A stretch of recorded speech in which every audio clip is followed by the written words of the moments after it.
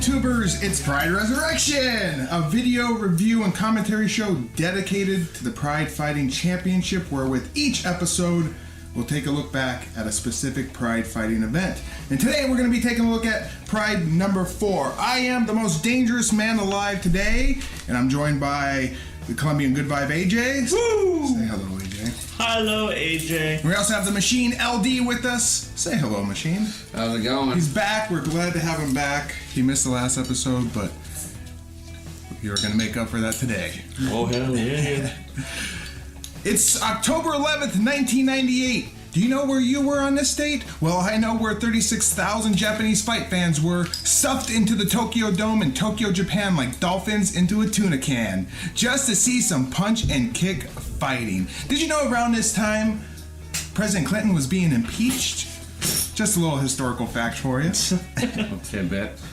It's been more than 4 months since Pride number 3, and this eve of MMA action will be treated to 8 MMA bouts of spectacle, and thank God, all are scheduled for only 3 10-minute rounds. No insane, crazy round times. This was considered by many to be a super show, one of the early ones for Pride, with the likes of Kerr, Akira Shoji, Sakuraba, Gary Goodridge, Takada, and of course Hickson Gracie making appearances, along with several newcomers to Pride Fighting, including Igor Vovchanchyn, Alexander Otsuka, and Satoshi Honma. We were once again treated to the spectacularly shitty DVD experience at this event, though I think we'll all agree the shit DVDs, but hopefully one day soon we'll be past that. Like I said, I have, once we get to Pride 10, I have all the actual pay-per-view events. Okay. No more DVDs, just the actual pay-per-view broadcast. I mean, those graphics are getting pretty 90s for my taste. But they're trying, you know what? Whoever. No, they stopped trying. Like, honestly, shit hasn't changed. Like, all they change is the number. I've looked at these graphics. I'm like, maybe they're improving. Maybe they're trying to add something. No, they're fucking not. It's the same fucking shit. All they've added is those goddamn intro videos to the main fighter of a fight. But those intro videos, some of them make the fighter look retarded. Yes. Like, the biggest one I noticed was Matsui's. It makes him look retarded. He always looks retarded. I know, but his video just makes it. It's like, I'm punching the air. Yeah. Like, I can't take that serious. That's what they do at the Takada dojo. So, without further ado, let's get on to the fights.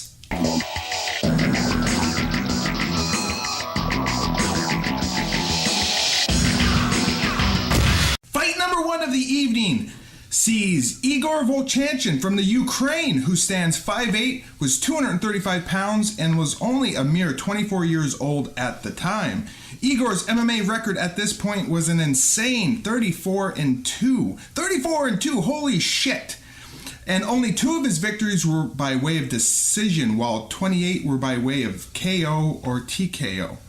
He's facing off against a returning Gary Big Daddy Goodridge, who stands 6'3", was 240 pounds, and was 32 years old at the time. Gary's MMA record, meanwhile, was 8-6. Stephen Quadros welcomes us in live, he says, from the Tokyo Dome in Tokyo, Japan. Okay, here we are, back with the Pride Fighting Championships, number 4. Hi, everybody. My name is Stephen Quadros, and welcome to the Pride Fighting Championships, number 4. We're here live at the Tokyo Dome. My partner, Boss Rutan, is here with us. Of course, as revealed in the last episode, we all know they were not live, and instead, both Quadros and Boss Rutan were in some American studio recording their commentary sometime in the year 2000. Gary Goodridge is coming off a absolute mud stomping of a mere what's-his-name, and looks to continue here with another smashing of a smaller fighter, as Igor is giving up a ton of height and reach to Goodridge. But just who is this Igor Vovchanchyn? Born in a small village, now there's a lot of fucking Russian words coming up here, so bear with me, folks. Born in a small village of Zolochiv, Ukraine in 1963, which was under the Soviet Union at the time, Igor would take up track and field at the age of 17 before he would move on to boxing. In 1993, Igor met Eugenia Borshevskaya? Is that how you say it? Eugene the Russian, the General Secretary of All Eurasia Kickboxing Federation. And Igor would be enticed by him to take up punch kickboxing, the sport, which is known as kickboxing, making a tear through the Ukrainian and Russian regional kickboxing promotions over the next 2 years, amassing a jaw-dropping kickboxing record of 61-1. Holy shit.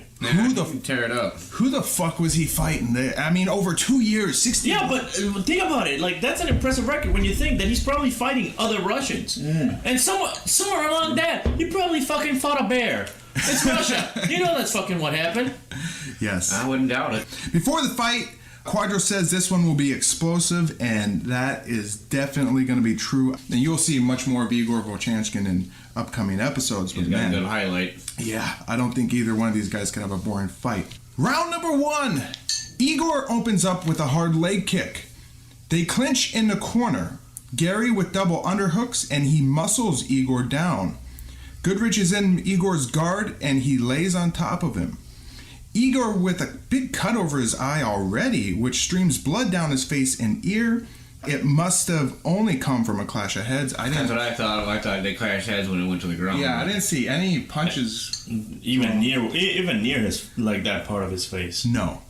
Goodridge falls back for a leg lock heel hook. What was he thinking? But Igor quickly sits up and gets right into mount. Goodridge must not have known that Igor has never been submitted before, so why try a leg lock or heel hook here? Goodridge rolls, gives up his back, and Igor falls off him.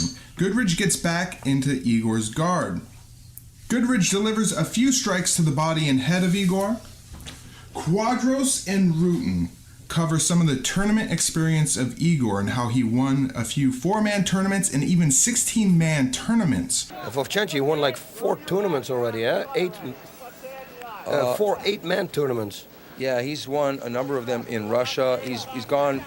He made it to the finals in a 16-man tournament, and he lost. That explains his sizable record. Goodridge stands up and holds both of Igor's legs. Goodridge goes back into guard, and he's in straight-up missionary position. Goodridge postures up and slams down 2 hard right hands, but Igor pushes them off, and they stand. They clinch and head right to the ropes. Goodridge with a body lock again. They spin off the ropes and toward the mat, and Goodridge once again lands on top. Goodridge holds down Igor for a moment, then moves to half guard. Igor wails away at Goodridge's head. Goodridge postures up to strike, and Igor immediately realizes it and pushes Goodridge away. Goodridge stalks over Igor for a minute, as 5 minutes have passed in the fight. Hilariously, Goodridge asks the ref, "Can I kick face?"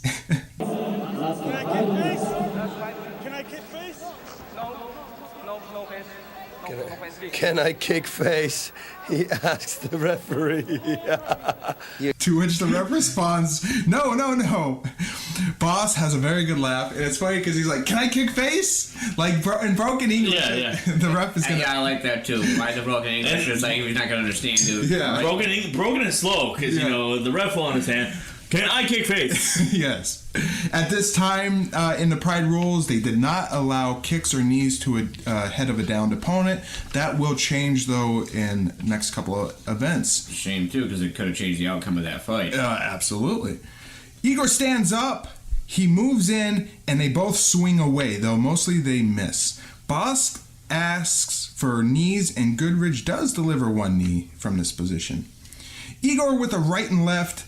Goodridge sends one back as Igor fires another left, which finds its mark, followed by an uppercut and straight that causes Goodridge to lose his bearings as Goodridge nearly falls with open arms. Open arms. Igor swarms Goodridge, and Goodridge covers his face as the ref must sense that Goodridge is in danger, and suddenly the fight is stopped. Igor Vovchanchyn is declared the winner via TKO at 5 minutes and 58 seconds of the first round, and Goodridge exits the ring very quickly. He must have been upset over that stoppage. Honestly, that was a good call. Like every time like they showed the replay of that last couple hits, Gary was out of it. Like honestly, I see the other guy just continuing the chain. If Gary had if the ref had not called it, Gary would have been completely knocked out. I would have given him a few more. I would have given him like 10 more seconds just to see, because he's known in that for being a fairly durable fighter. You know what I mean? There's another one like literally. Don Fry was beating his ass for like 8 straight minutes and he didn't, drop. I would have given him benefit of the doubt, but I think you're right though. He was going to be done no matter what. But yeah, especially against such a strong kickboxer. Yeah. I mean, I think the ref made the right call in the moment. If you look at Gary Goodridge, he pretty much was out on his feet. He fell right back in the corner. Mm-hmm. He didn't know where it was. He turned his back. He grabbed for the ropes, put his head down. Igor, from that position, could have just continued to smash him. And while Gary Goodridge might have been upset over that, I think in an era where you have bad refs that don't stop fights early on. Yeah, it could have been like, which Pride was that? The guy that got taken out in the Pride 1 was that Oleg Taktar? Yeah, when he got taken out on the stretcher was because the ref stopped it like 2-3 hits too late. Yeah, Yeah. And you'll have that though. The reffing wasn't it's what it is today. Yeah. Even today, it's not all that great, but it's a lot better. I will say, the reffing just in Pride alone has improved so much from like Pride 1 when they were doing jack shit.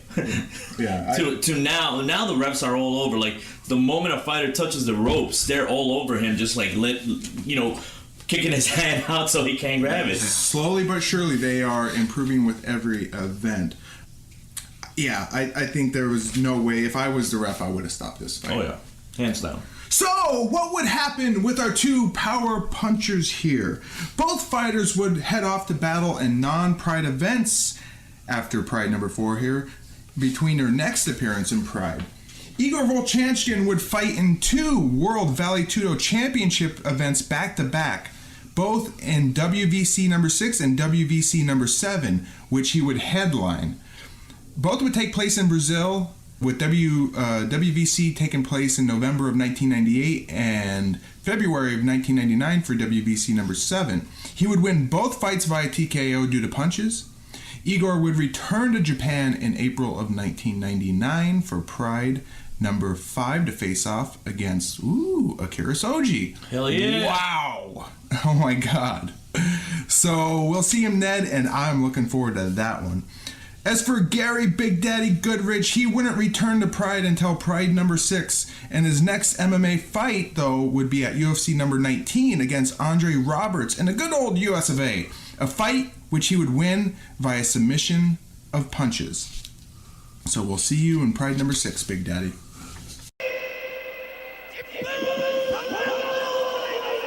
Well, Akira Shoji, hopefully not practicing what he intends to do in the fight. There he is, Wallid Ismail. Now, this guy has one of the most intense stares in sports. He's got the bad boy shorts. They're made for him.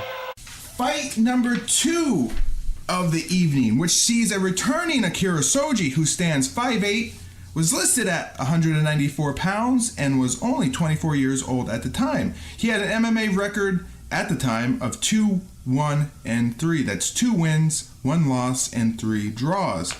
He's facing off against Wallid Ismail from Brazil, who stands 5'7", was 182 pounds, and was 30 years old at the time. His MMA record, meanwhile, was 6-1. In between his last appearance in Pride number 3, Akira Shoji fought in a GMC Vale Tudo event in Japan, which happened on August 29th, a month and 2 weeks before Pride number 4 here. He faced off against Adriano De Souza, another Brazilian, to a 3-round draw. But who is this Wallid Ismail? Wallid was born in the Amazonas state of Brazil and would earn his Brazilian black belt under Rickson Gracie, who was the eldest son of legendary Carlos Gracie, who was one of the original co-creators of Brazilian Jiu-Jitsu, along with his brother Helios Gracie. Wallid began his MMA career in 1991, facing off against Eugenio Tadao at Defensio Jiu-Jitsu versus Luta Libre. What a weird fucking event. It's called Defensio Jiu-Jitsu versus Luta Libre. Luta Libre, is that not just Lucha Libre? Which No. means... That's different. It was a bare fist brawling Vale Tudo event. But Wallid didn't start his MMA career in earnest until 1996, where he would have several fights in the Universal Vale Tudo fighting promotion. He would fight at UFC 12 in February of 1997, facing Kazuo Takahashi, who was the Pancrase stalwart, in a bout that he would lose via decision. I remember that fight. It was ridiculous. He pulled his cup out of his pants during the, it was ridiculous. If you haven't seen it, go look it up. Have you ever seen it? Who pulled it? No, I didn't. The other guy. The Japanese guy? It was fucking ridiculous. He took Wallid's cup out of his cup was hanging out of his shorts during the fight. I gotta, listen, no, even if UFC is gonna block the video, I gotta show him. You know what I'm talking about though, right? Have you ever seen it? It's so ridiculous. I have the original VHS at home. Wow.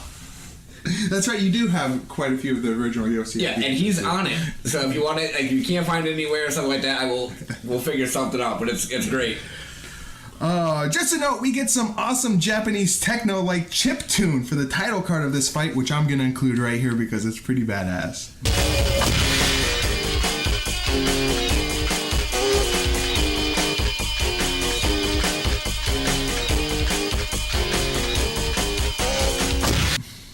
During the introduction, Shoji does calisthenics on the mat, which Quadros quips, hopefully not practicing what he intends to do during the fight.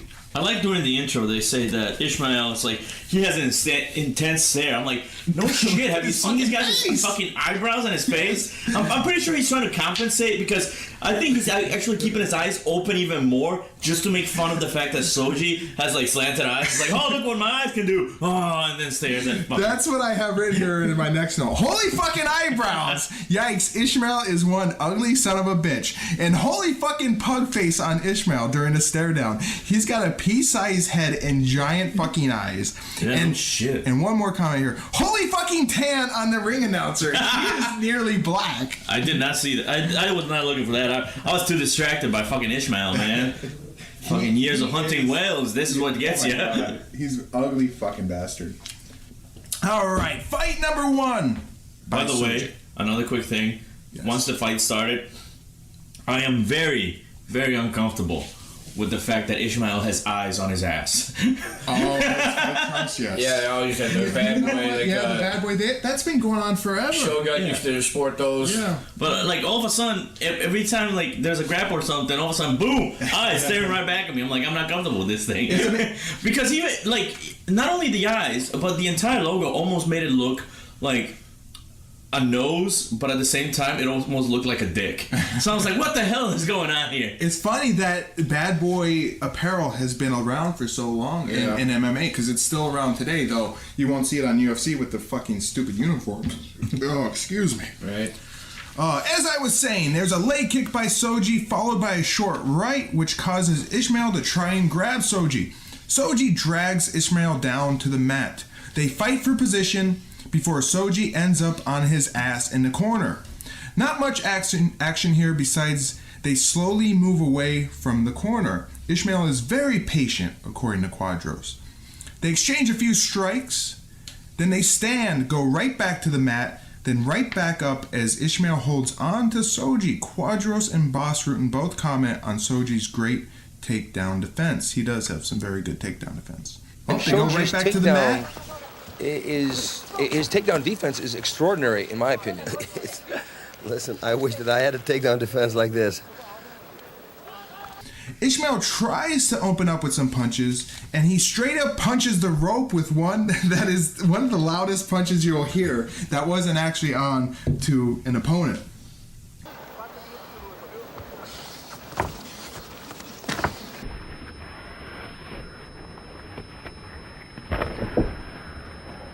Shoji just lays there and kicks Ismail off. They stand, and Ismail takes him right back down. Apparently, Ismail is a maniac about jiu-jitsu, according to Quadros. Wallid is one of those individuals that is so passionate about jiu-jitsu. Oftentimes, when one of his teammates win, he leads the chant of jiu-jitsu, jiu-jitsu after the fight. And he's like a maniac about that. Listening to Boss, Brazil sounds like a horrible, terrible place to grow up because apparently everyone just street fights. Yeah, also known for his street fights. There was a lot of street fights also. But I guess everybody in Brazil is. I think so. It's like the old Wild West down there. Yeah. It's true, man. I've been there. That's clearly what fucking happens. Everybody's drinking coffee and fucking street fighting. 5 minutes have passed in round 1. Ismail tries some more strikes from top position, but doesn't net much gain. Ismail is on the verge of imposing his game plan, according to Quadros. God, we can only hope. Ismail moves to weird side half guard, and he smacks Shoji with a left as he crawls up Shoji's body, trying to get to mount, which he does get.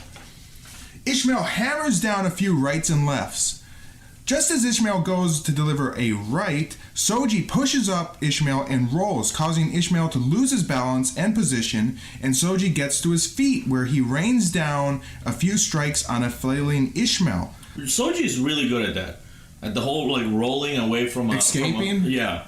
The whole escape thing. He's really. He couldn't get away with that stuff now, but in early MMA, he could definitely even the fight he had. I don't know if it was the last one or the 2 fights ago. He kept doing that over and over. Well, the one where he fought Hickson Gracie. Yeah, that would be Pride 1.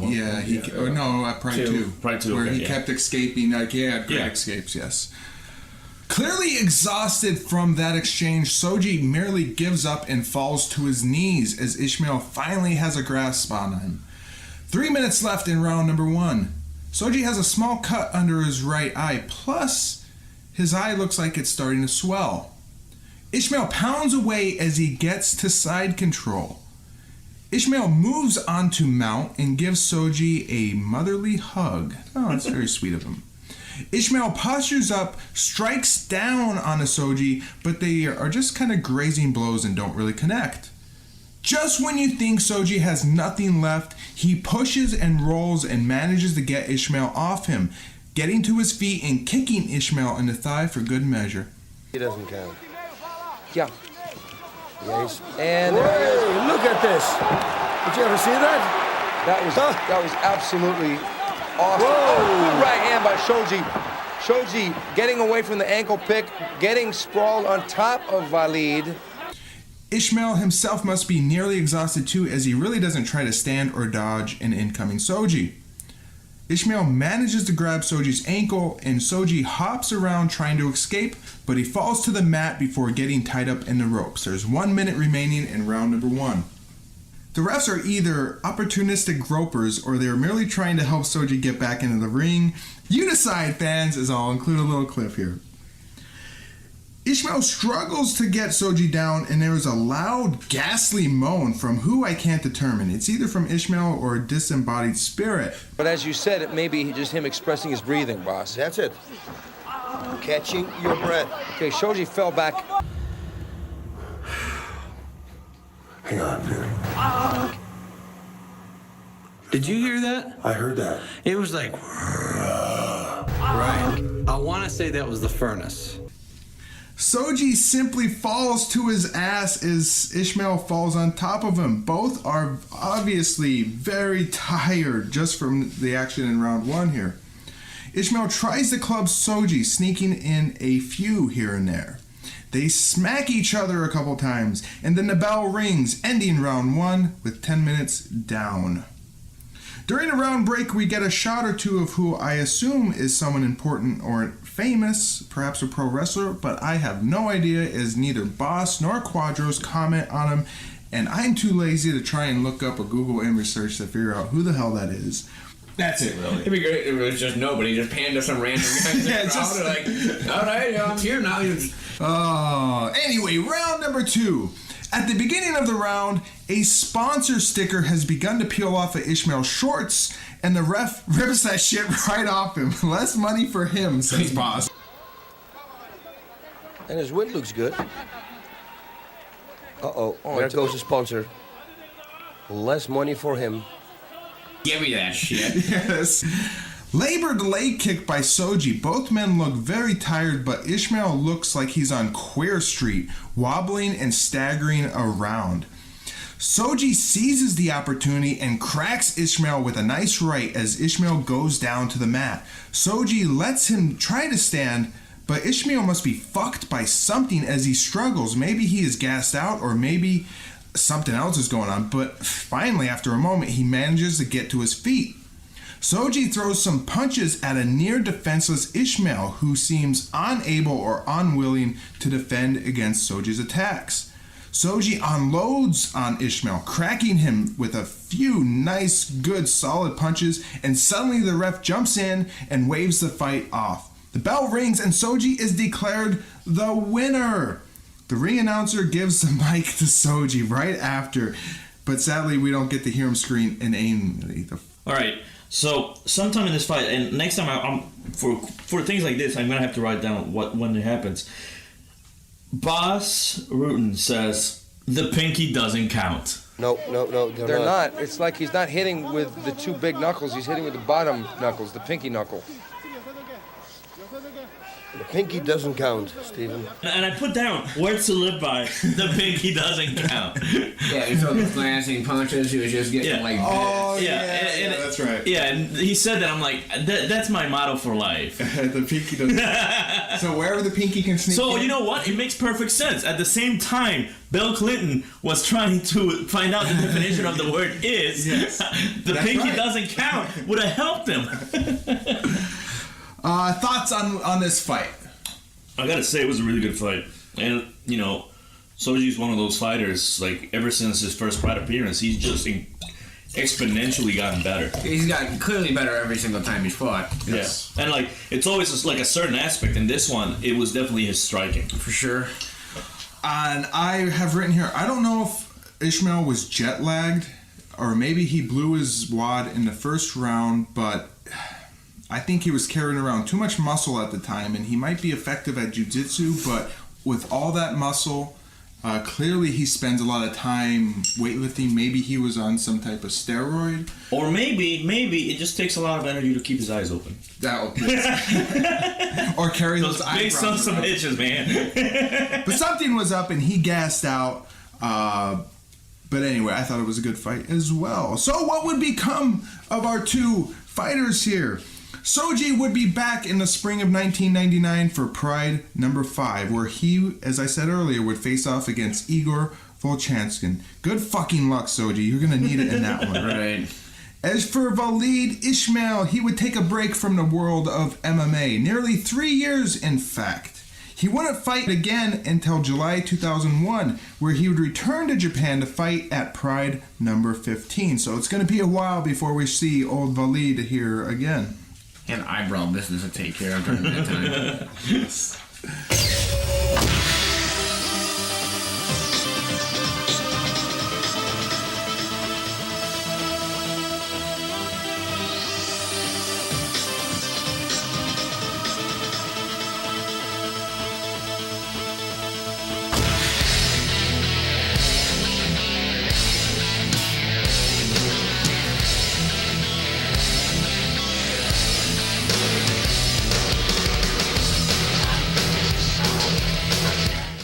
Takes us to fight number 3 of the evening, and oh god, kill me. For our third fight of the evening, we see Jughead Daijiro Matsui, who stands 5'9", was 199 pounds, and was 25 years old at the time.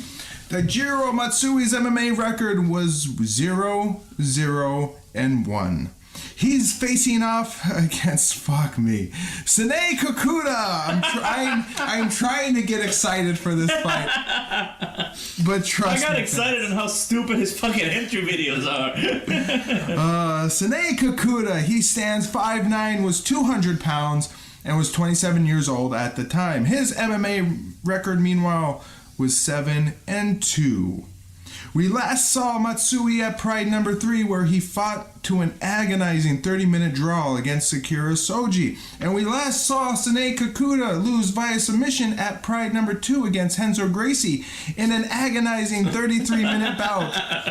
What do we expect is going to happen in this one? Well, let's find out. It's going to be an exciting fight. Yeah! Boss opens up with a comment. Now, hopefully, he's going to do more than his last fight. Fuck. I hope so too, boss. But I don't think so. Round number 1. Quadros says he hopes that it doesn't turn into a man-on-man hug fest, though he expects it to be different. He immediately follows that with, "It's starting to look like it's starting to look a whole lot like the Gracie fight." And I expect this to be quite a bit different fight than Kikuta's fight with, and it's starting to look a lot like the fight with Gracie already. Kikuta body locks Matsui in the corner. Kikuta trips Matsui to the mat.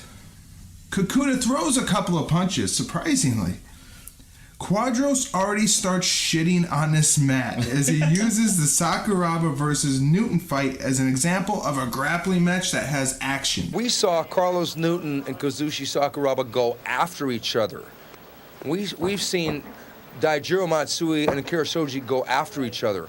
We want to see Kikuta go after Matsui because Matsui will meet him in kind, I think. Boss and Quadros start passing the time by chatting about random stuff. Can you see where this fight is going, folks? Who would be an example of that? Of what? Of what you just said about the phenomenal fighter in the dojo that gets in the ring and doesn't pan out. Let me think. Why? Well- You had somebody in mind? Kikuta spends about 2 minutes on top.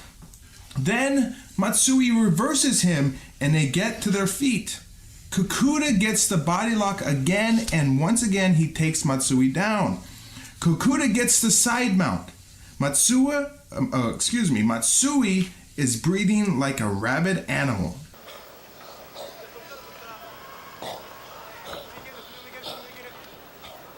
There's that breathing.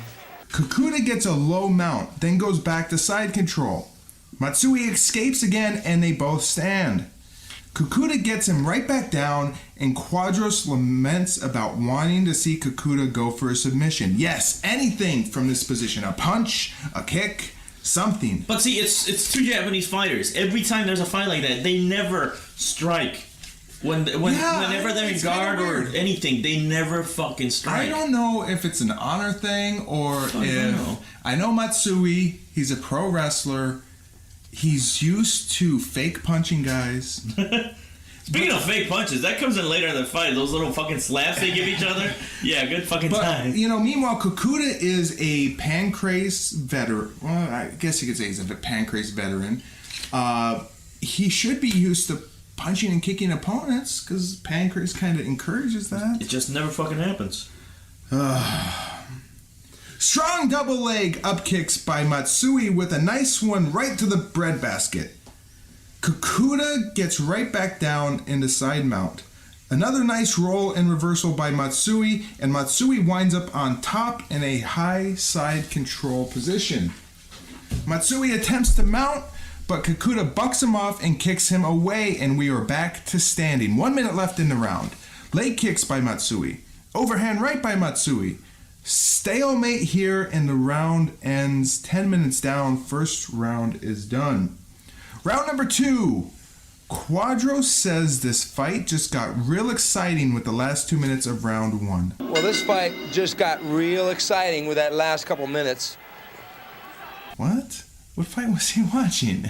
Well, like, Quadro called it out. It's like, no, Boss Ruin is like, what's going to happen is, you know, we've had this boring round, and then the last 2 minutes they're going to get up and start fighting. And they somewhat did. Yeah. Somewhat. But, you know, that's the thing is any action is considered excitement when you've had fucking nothing the entire time. Well, I knew this fight was going to be a dog turd, so I was watching it while drunk, too. So I was watching on the first fast forward. I was like, all right, well, I know I'm not going to do much. I'll just be drunk and, like, watch on fast, because that was how it was like, a little more action for me then. See, I did my version, which is I have it playing in the background while I'm playing a game. Just because I know the fight, nothing's going to fucking happen in the fight. But I still want to listen to the commentating, see if those two sons of bitches, because Boss is always goddamn drunk. So you never know what he's going to say. Fucking Sanae Kikuta and his boring ass fights. Before the actual start of the round here, Kikuta is too wet and must be dried off. Patrick Swayze must be in the crowd somewhere. Matsui attempts a kick higher than is physically possible, and he ends up falling like a complete dumbass onto his ass. This allows Kikuta to get right on top of him. More intense breathing from both men. Kikuta, back to his huffing and puffing. Kikuta confuses the hell out of Boss and Quadros with a measured tap on the mat.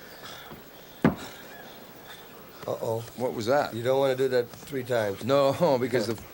No, I have it here. I know exactly what it was. See, he was making fun of Matsui because Matsui's a professional wrestler. So you know how wrestlers start tapping on the mat to get energy? He was doing exactly that. He's going bam, bam, and then gets up to win the match. That's what he was trying. Warrior or Hulk Hogan. Heck yeah, exactly. That's exactly what it was. Oh, okay. So I have something weird written here, something uttered by Boss. Bang it a bang it a bang, and there we go.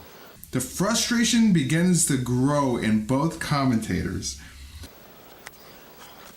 It doesn't do anything.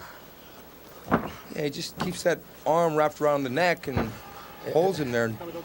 It's frustrating almost. Yeah. The confusion of the rules also grows in both commentators as they wonder whether knees to the head are allowed here. Right? Are the knees to the head allowed? Here?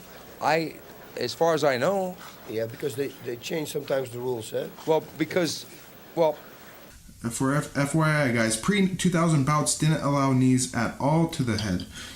You should know this as you recorded this in the studio after 2000, but maybe somebody should have alerted you guys to that. I do want to point out, even though there's confusion about certain rules, thankfully, in this Pride, we finally find out that the rule stands that if it actually gets to the 30 minutes, it's an automatic draw. Yes, because like, that would explain so much of the previous fucking Prides. Like, they mentioned that, I'm like, yeah, because some fights that I'm like, it's not a fucking draw. But right. It makes sense. If it gets to 30 minutes, automatic draw. I'm like, all right.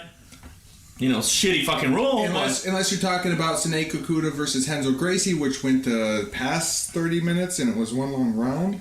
Yeah, but those were before the, they had no rounds. Right. But I mean, all the fights that have had a time limit that end up in draws is because they ended up at a time limit. Yes, that's right. So there's no judges at all at this point. If a timed fight does go all 3 rounds, it's automatically a draw. And that explains so much, honestly. Stuck in the corner here, Kikuta manages to get a guillotine choke in the mounted position. Matsui eventually gets free. I'm sorry, but Kikuta isn't an exciting fighter so far. I'm sorry, but Kikuta is just not an exciting fighter so far. This is a comment from Quadros. He's apparently just apologizing to everyone who's watching. 5 minutes have passed, and Kikuta is on top in side control. The crowd hits the concession stand for gyoza and yakisoba, which are traditional concession stand food items at the Tokyo Dome. Matsui shouts out from pure frustration. Getting frustrated there. Hey, at least he feels something. Better than him just laying there and not doing anything at all. Kikuta gets to mount. Call in the refs. Our fighters are in the corner and need to be repositioned. Jesus, says Boss. Jesus. Matsui hits Kikuta back with about 50 palm strikes that don't do a whole lot of damage. They were just silly to watch. They're like, it's all this like wrestling stuff. Like, these are like the slaps I would see at a wrestling match. Well, what's funny is that in Pancrase they have no gloves. They have like shin guards, and there's only open-handed strikes allowed in Pancrase. So this is almost like a Pancrase hit here. Yeah. Because you're only allowed to hit with an open palm in Pancrase. But like when you look at the hit, there's no force behind it. No, and Matsui's not a Pancrase fighter. So what the fuck is going on? Matsui tries to push Kikuta off him, but ends up giving up his back. As Kikuta slips off, Matsui manages to get on top. He's in half guard. 3 minutes left in round number 2. Matsui does nothing from this position. Kikuta reverses Matsui. Again, back to square one, laments Quadros. Whoa! Now Kikuta doing a nice reversal there, but again, we're back to square one. 1 minute left in round number 2. Boss calls the Gracies the Columbuses of the upside down heel kicks. Hilarious. Right. I think they were the forerunners of that. You know, the, what should we call that? The upside down heel kick? Yeah, they were the Columbuses of the upside down heel kick. Yes, pasito.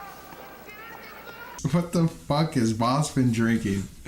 The round ends here with Quadros filling in the silence with bullshit. Quadros comments on the lack of response to the end of the round from the audience. Again, as I just said, they all headed to the concession stand. Round number 3. Kikuta rushes forward looking for his favorite body lock. Both Quadros and Boss do silly voices as Kikuta moans in the ring. In case I get caught in a swamp. DC trackers on top. Kikuta gets Matsui down to the mat. Quadros details the 3 steps of Sanae Kikuta, which is 1, the body lock, 2, with underhooks, 3, spin off the ropes, trip, down into guard. Lock up, wait, hilarious. Boss, or Quadros is fucking hilarious here. The 3 steps of Sanae Kikuta. Body lock with the underhooks. Spin off the ropes, trip, down into the guard, lock up, and wait. Quadros and Boss keep themselves entertained with random nonsense. 5 minutes pass. Random nonsense and like mixed in with bitching about the fighters. Yes. Because this is one of those fights like we've seen in previous prides where they just rip the fighters a new one. That is their specialty. When they get bored, both Boss and Quadros will entertain themselves no matter what. Now he's got the other rope, the vertical rope, next to his ear. Yeah, You should just grab that top rope and pull it straight down. Choke him out. Just pull the 2 ropes together like, I got you. Now, do you remember UFC 8 when Jerry Bolander fought Scott Ferozzo and Scott Ferozzo had the tights on? No, I don't know. Okay, he had these tights on like a tank top, and Jerry Bolander grabbed the 2 ends of the tank top and pulled it around his neck for a while. He was trying to choke him out with it. That's legal. Yeah, it was, but it didn't work. The point I'm trying to make is that if Kikuta and or Matsui or any other fighters for that matter really want to become legends, they've got to dominate. They've got to close the show and have some finality in it. 5 minutes have passed here and nothing has happened. Kikuta is still on top of Matsui. Kikuta goes for the same mounted guillotine, to which Matsui reverses him and gets on top. Kikuta has him locked up tight, so expect this position to last for a while. The boredom is broken up by a reposition, and the round ends here with Matsui on top, not having done a single thing. Deafening silence from the crowd as the fight is ended in light applause as it's announced as a draw. The fight's a draw. Yeah, you hear the people. Nobody's cheering. Nobody's applauding. Because this fight was anticlimactic. Quadros sounds simply defeated. Thoughts on this fight, gentlemen? I knew it was going to be a turd. As I was watching fast forward, I think they should find something else to do with their time. You know what? Yes, it was a boring ass fight, but I will say from what I was watching the fight, I think Matsui improved. What? Compared to his other shit, he was slightly better. Oh, okay, maybe. My thoughts here. This was completely expected by me. Sanae Kikuta is a lump of shit, and that is a generous comparison. Daijiro Matsui isn't anything special himself, but at least he has an excuse for being a lump of shit. He's a straight up pro wrestler. Kikuta had real MMA experience in pancrase, so he should be ashamed of himself. Fuck you, Sanae Kikuta. Fuck you. Tell us how you really feel. And you know what? Fuck these guys. I don't even cover what happens to them. But I think both men would be back in another Pride. This fight's gonna be action-packed, trust me. Sakuraba gave us, all his fights were beautiful, action-packed, and Allan Goyes, I saw him fight in Pancras. He fought Frank Shamrock there, and that was an action-packed fight too. So, for sure, this is going to be beautiful. Moving on to fight number 4 of the evening, which sees a returning Kazushi Sakuraba, who stands 6 foot, was 183 pounds and 29 years old at the time. His MMA record was 3 wins, 1 loss with 1 no contest. He's facing off against Allan Goes from Brazil, who stands 6 foot, was 200 pounds, and was 27 years old at the time. His MMA record, meanwhile, was 3-1-1. So, who is this Allan Goes? I want to put up a good show. I know I'm gonna knock him out. I'm gonna fight with him the same way that I fight with anybody. I'm gonna try to kill him right there. That's my job. I'm here to kill him.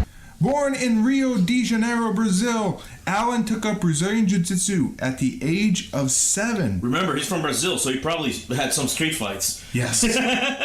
When he was 12 years old, Allan visited Hickson Gracie's Brazilian Jiu-Jitsu dojo and ended up becoming a full-time member. He was awarded his black belt under Hickson Gracie at the age of 18, and at 19, he decided to move to the United States. In May of 1995, Goes made his MMA debut under the Pancrase promotion, where he fought Frank Shamrock, legendary Pancrase stalwart and brother of Ken Shamrock. That fight would end in a draw. Returning to the good old USA, Goes fought in 3 Extreme Fighting Promotion events, stacking up wins via submission. He was then moved on to the UFC, where at UFC 17 in May of 1998, he fought in a 4-man middleweight tournament, where he would eventually lose to Hollywood Dan Henderson via decision. And that brings us here to Pride number 4. I remember seeing him before, and that's how I was wondering, like, where the hell have I seen this guy? I remember, Yes. Before the fight, Quadros mentions how this might be a revenge fight for Goes, since his Brazilian teammate, Marcus Silveri, lost to Sakuraba at UFC Ultimate Japan via armbar, and it must have been humiliating for a Brazilian jiu-jitsuist to lose to a pro wrestler that way. And again, that was the fight where Sakuraba originally lost via knockout, but the ref, Big John McCarthy, had went to the back, seen that he made a mistake, and then declared the fight a no contest. So Marcus Silveri ended up getting hurt. Tank Abbott ended up getting hurt, and they brought in Sakuraba to replace Tank Abbott. Tank Abbott was supposed to fight Marcus Silveria.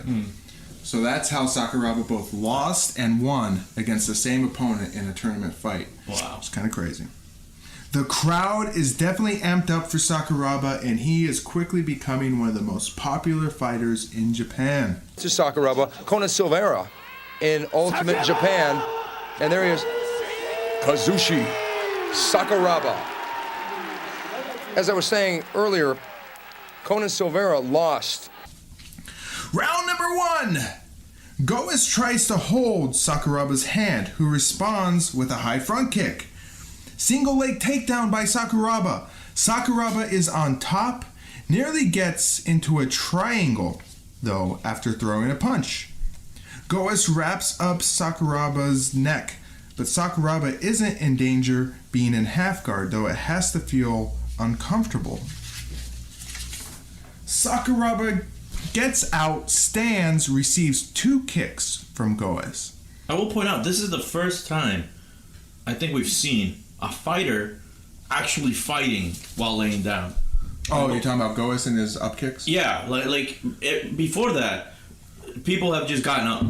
Yeah. This is the first guy that stays down, but he's still fighting. That just drove me nuts. It was like a large baby throwing a tantrum that Sakuraba was fighting against. That's what it looked like to me. It's like he's throwing a little temper tantrum, just kicking his leg. Come on! The funny part is, I think the exact same thing. I'm like, because while I'm watching this fight, I'm like, you know what? This reminds me of like, what is it, drunken fighting style, where like they lay on the floor and just like try to lay kicks and stuff like that. Gross! Sakuraba's ear, his cauliflower ear, is all busted open and bleeding. Fucking disgusting.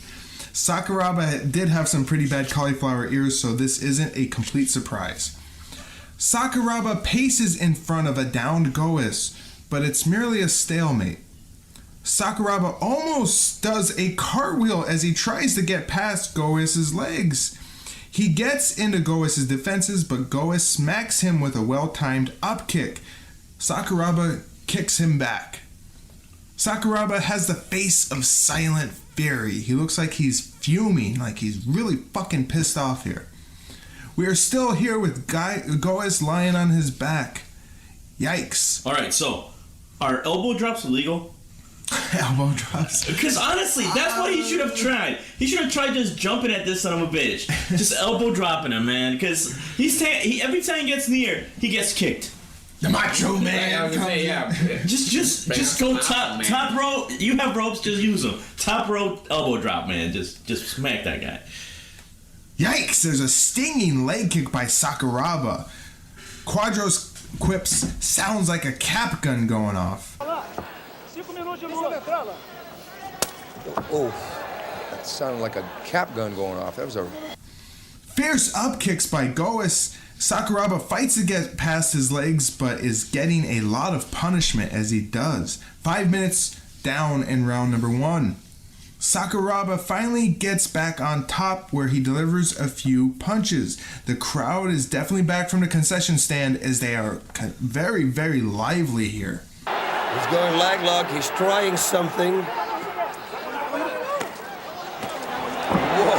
Allan blocking the punches by Sakuraba. Sakuraba sits on Goes and tries for a leg lock, but he ends up going for a toe hold instead.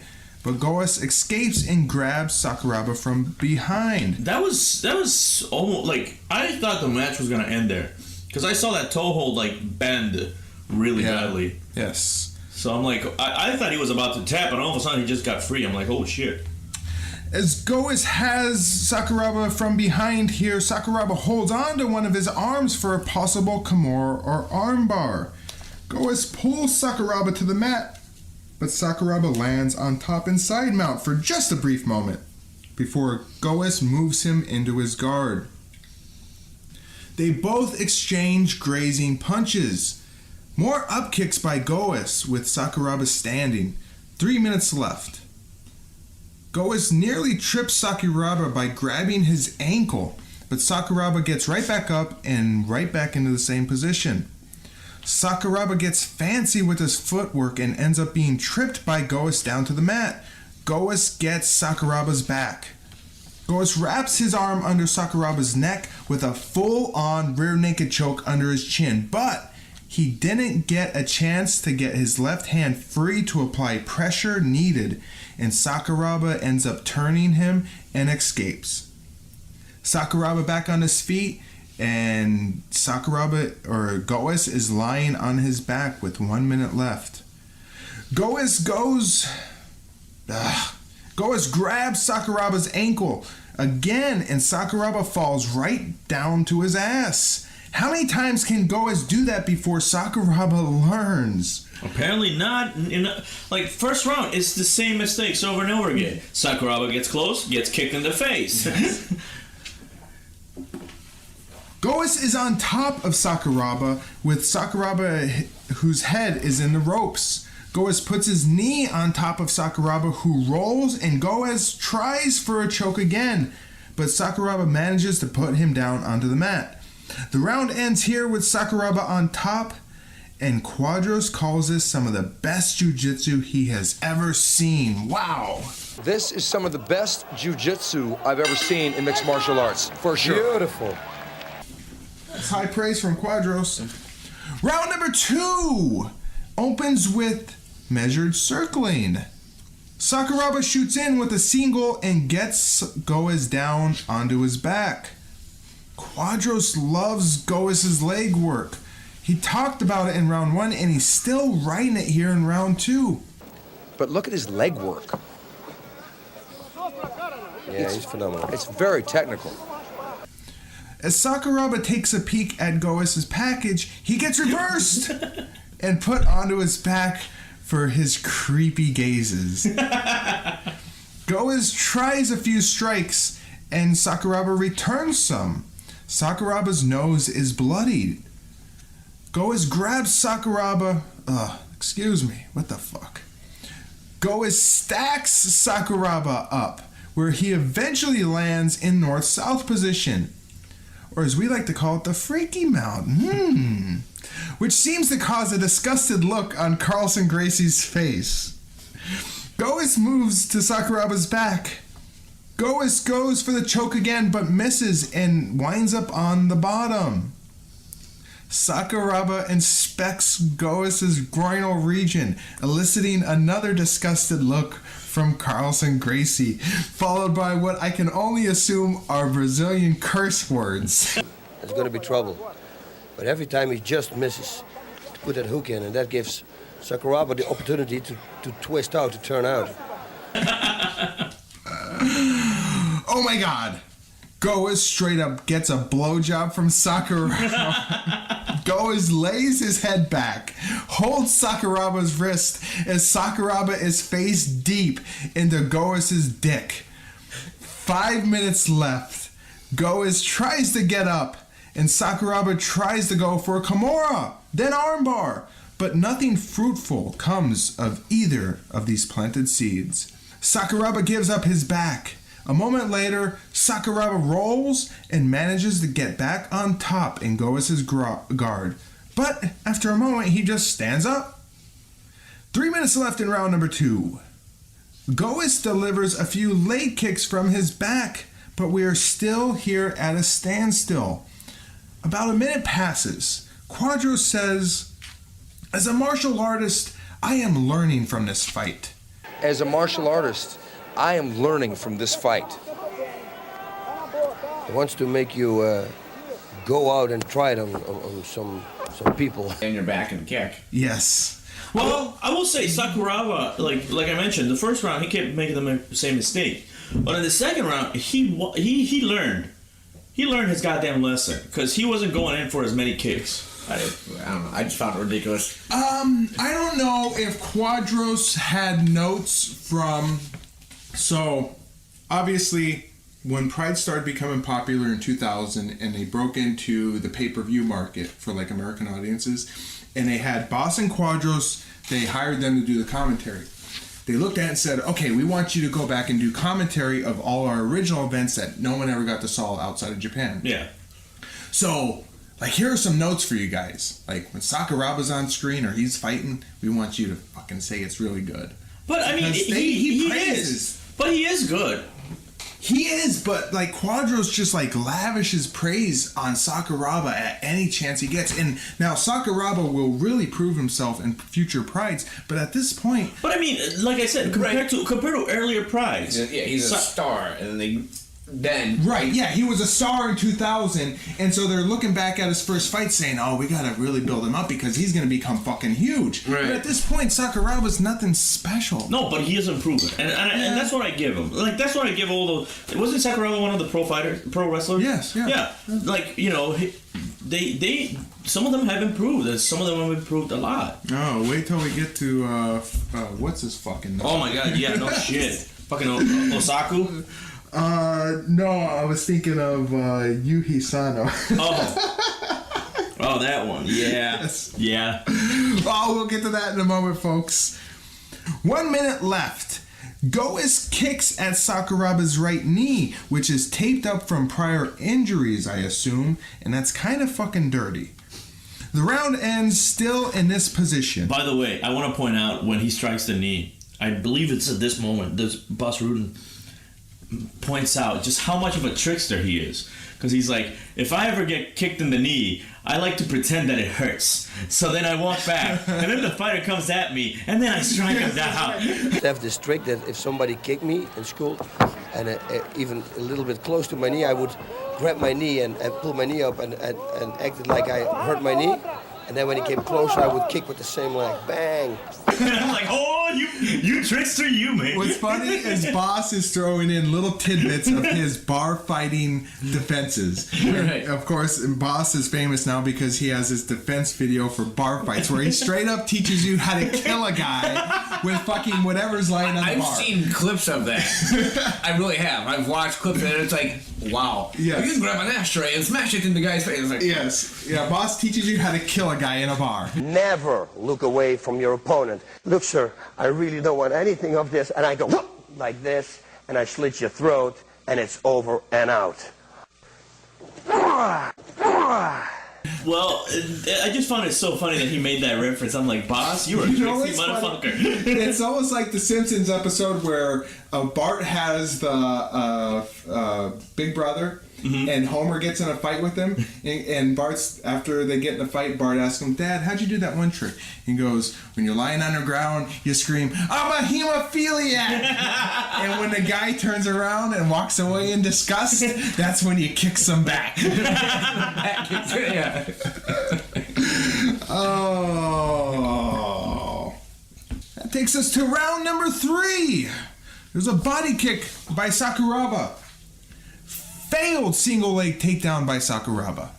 Go is on top in the corner, and they fight for position.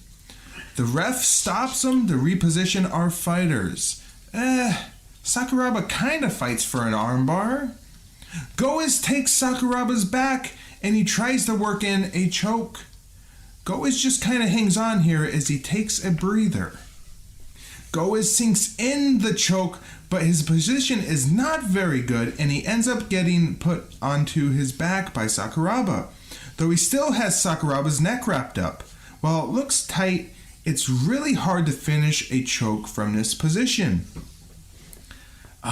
Just lay back and let the good feels wash over you. Sakuraba lays his head into Goes's groin again, and Goes just relaxes. Oh my god, like, you could tell they were drank from the move before, but it just looks so ridiculous, because they are literally resting. It's not like they're trying for something and just taking it slow. No, they are fucking sleeping. Yes. There's a couple small strikes by both men, but there isn't much on them from either of their punches.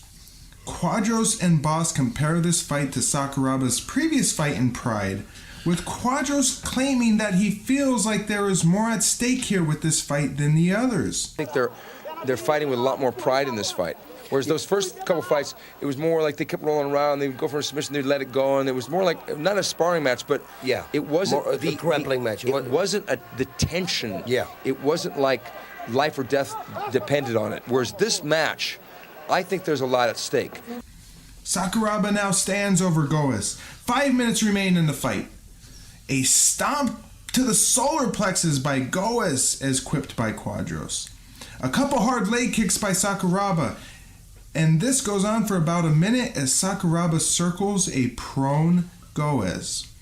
I also want to point out, this is, I believe, and you might want to quote me on this, the first time I hear the word pride being spoken for a pride event. I think they're fighting with a lot more pride in this fight.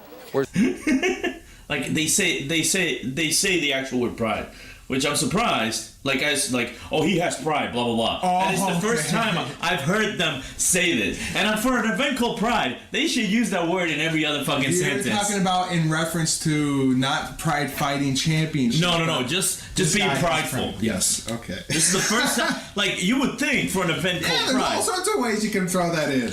And they should. Yes. Remind you what the fuck you're watching. Like in that Matsui fight, I didn't know what the fuck I was watching. 3 minutes left in the fight, and Goes finally stands up.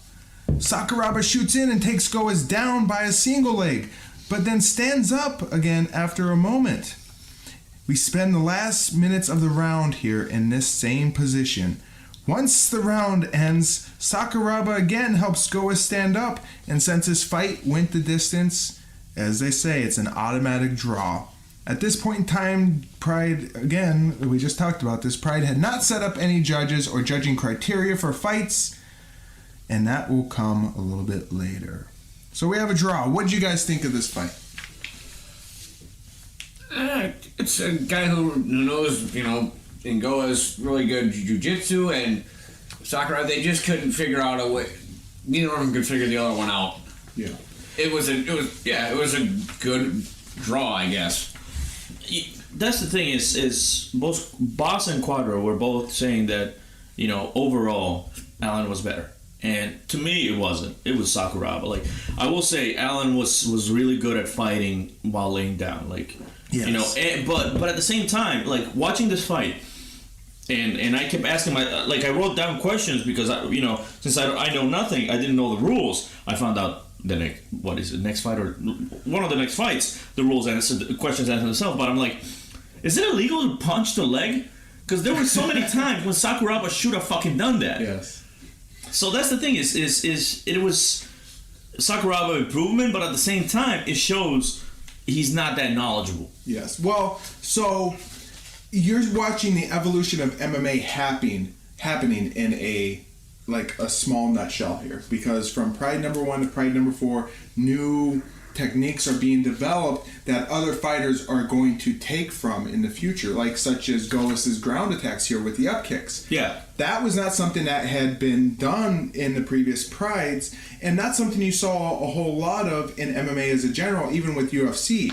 So people are seeing this, and now MMA as a sport and technique is going to evolve from this. They're going to look at this and say, oh man, that's really fucking effective. Like, you can kick from the ground and you could potentially do some damage here. So, taking a little slice of MMA history here, you can see the sport evolving. Back in 1998, and you look at MMA now, well, it had a beginning, and this was its beginnings. Mm-hmm. So Pride was really instrumental in evolving MMA.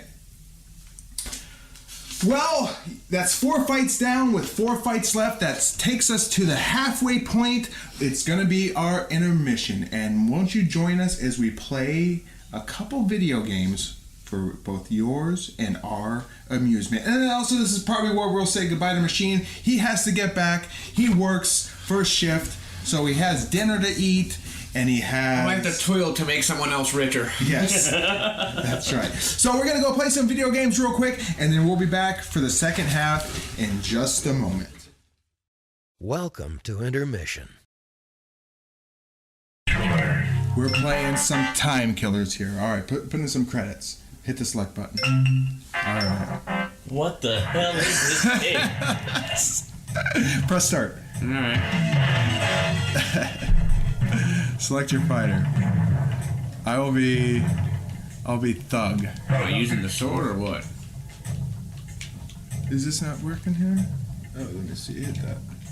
Oh, there you go. Use the D-pad. Okay. There's a guy with a chainsaw. Rancid. Nope, I'm gonna use the knight. Wolf. Oh, God. Look at how cheesy this fucking game is. Jesus Christ. Medieval Europe. In 1202 AD. Oh my God. This is like what is the name of that video game? Adventure Quest had a fighting style. Holy crap! Like 3 hits and you already killed him. He's just timing me out. Wait, what's hilarious is you can hack off limbs, like legs and arms during the middle of the fight. Like, smash me with your sword here. Like, one of those buttons is the sword. And you can literally cut off my arm. Well, I don't know which one. I think it might be your lower O button. Okay. Oh, There you go. Somewhere. Hate that. Do it. Another sword. Oh. You will cut my arm off. Oh, yeah. Excalibur!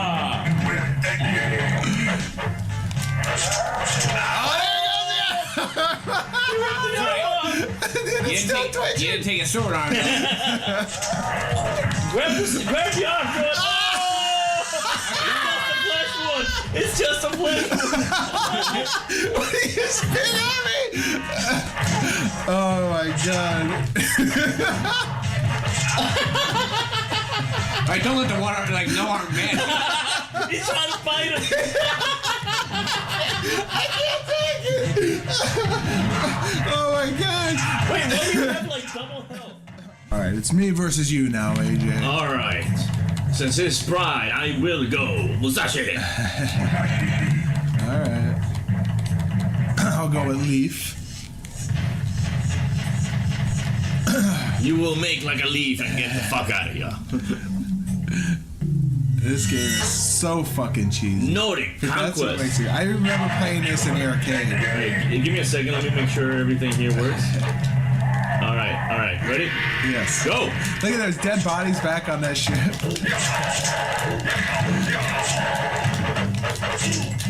No! No! Look at the fucking shitty ass graphics. This game is so terrible.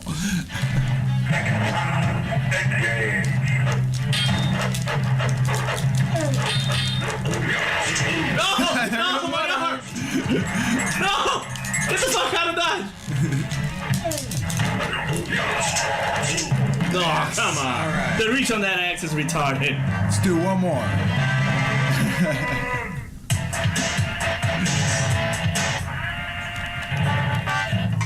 Hit the start button. Boom. Oh, the girl. You ready for the Matrix? Here comes Rancid. The Matrix up in here? She was the lady in the red dress. That's what they don't fucking tell you. Post-modern age. Midnight Rose. That's my. Whoa. And they blatantly stole fucking from Blade Runner. Look at that. It's like they took a No, this is more snapshot. like an F-Zero map. Whoa! Jesus! Whoa, what the fuck are you doing? I don't know. But why do I always get stunned? No! Get the fuck away! There's like no special moves in this game.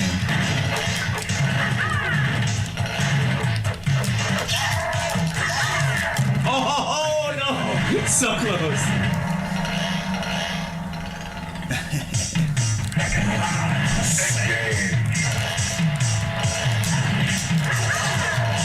Oh!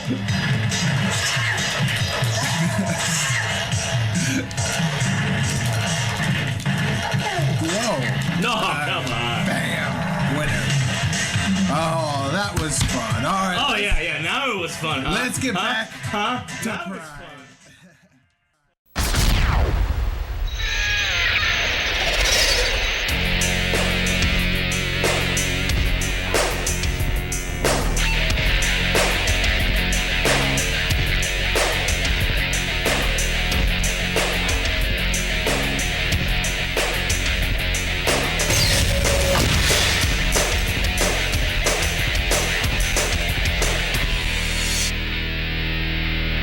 All right, we're back after that fun, and I'm almost through this whole fucking bottle of leftover wine from my wedding.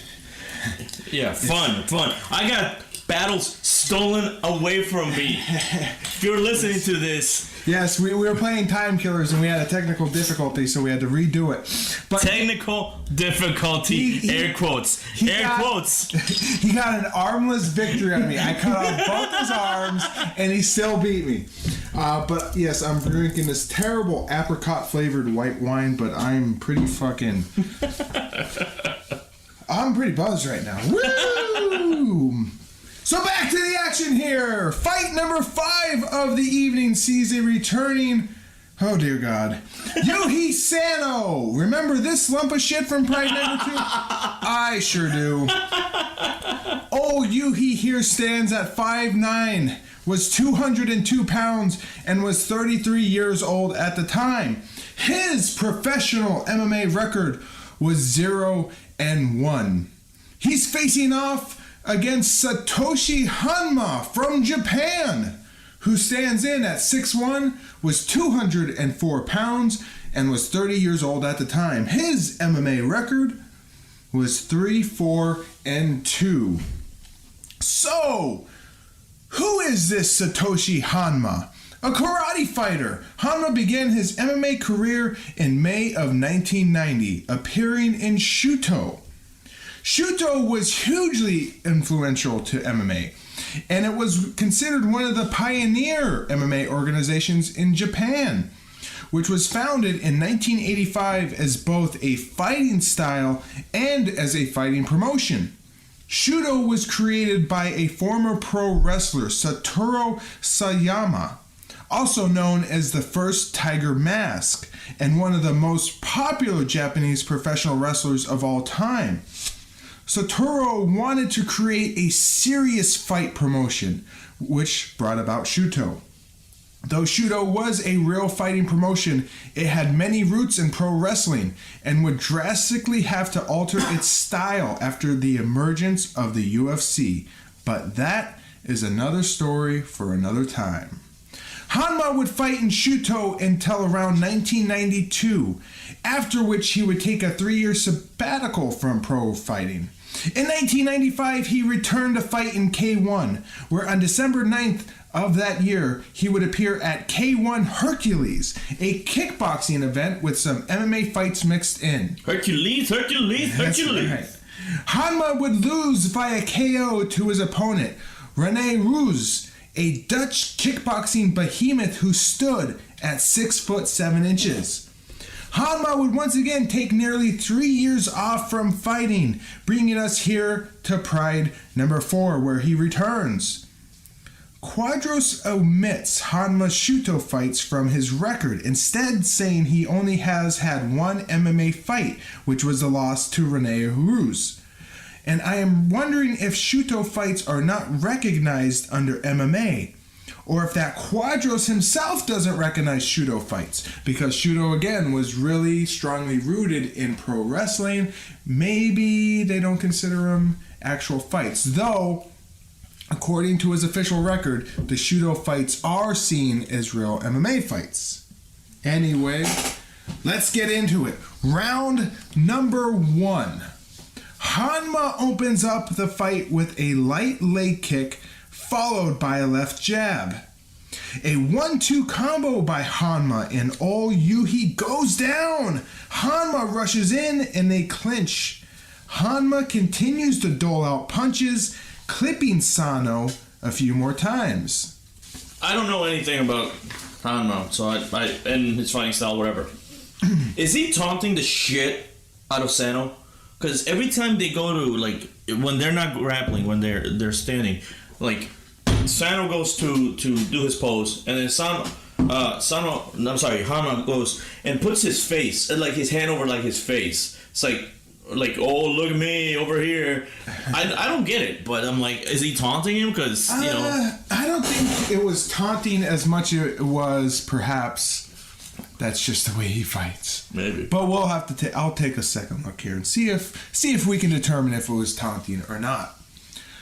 Honma goes for a leg kick, but Sano catches his foot and takes him down. Sano's in top position, and I wonder if he'll throw any strikes. Of course, if you remember from Pride 2, Sano threw only one strike over 30 minutes of fighting. Sano seems unwilling or unable to pass Honma's guard here. Honma pushes Sano away and they stand up. Honma goes after Sano, hitting him with a kick, followed by 4 successive punches. They grapple, moving from the center of the ring to the ropes.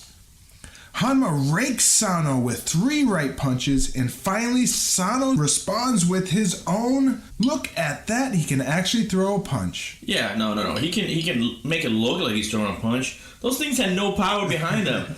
Did you see Honma on that? It's like, oh, wait, did you just punch me, or was it your grandmother? I can't really tell the difference.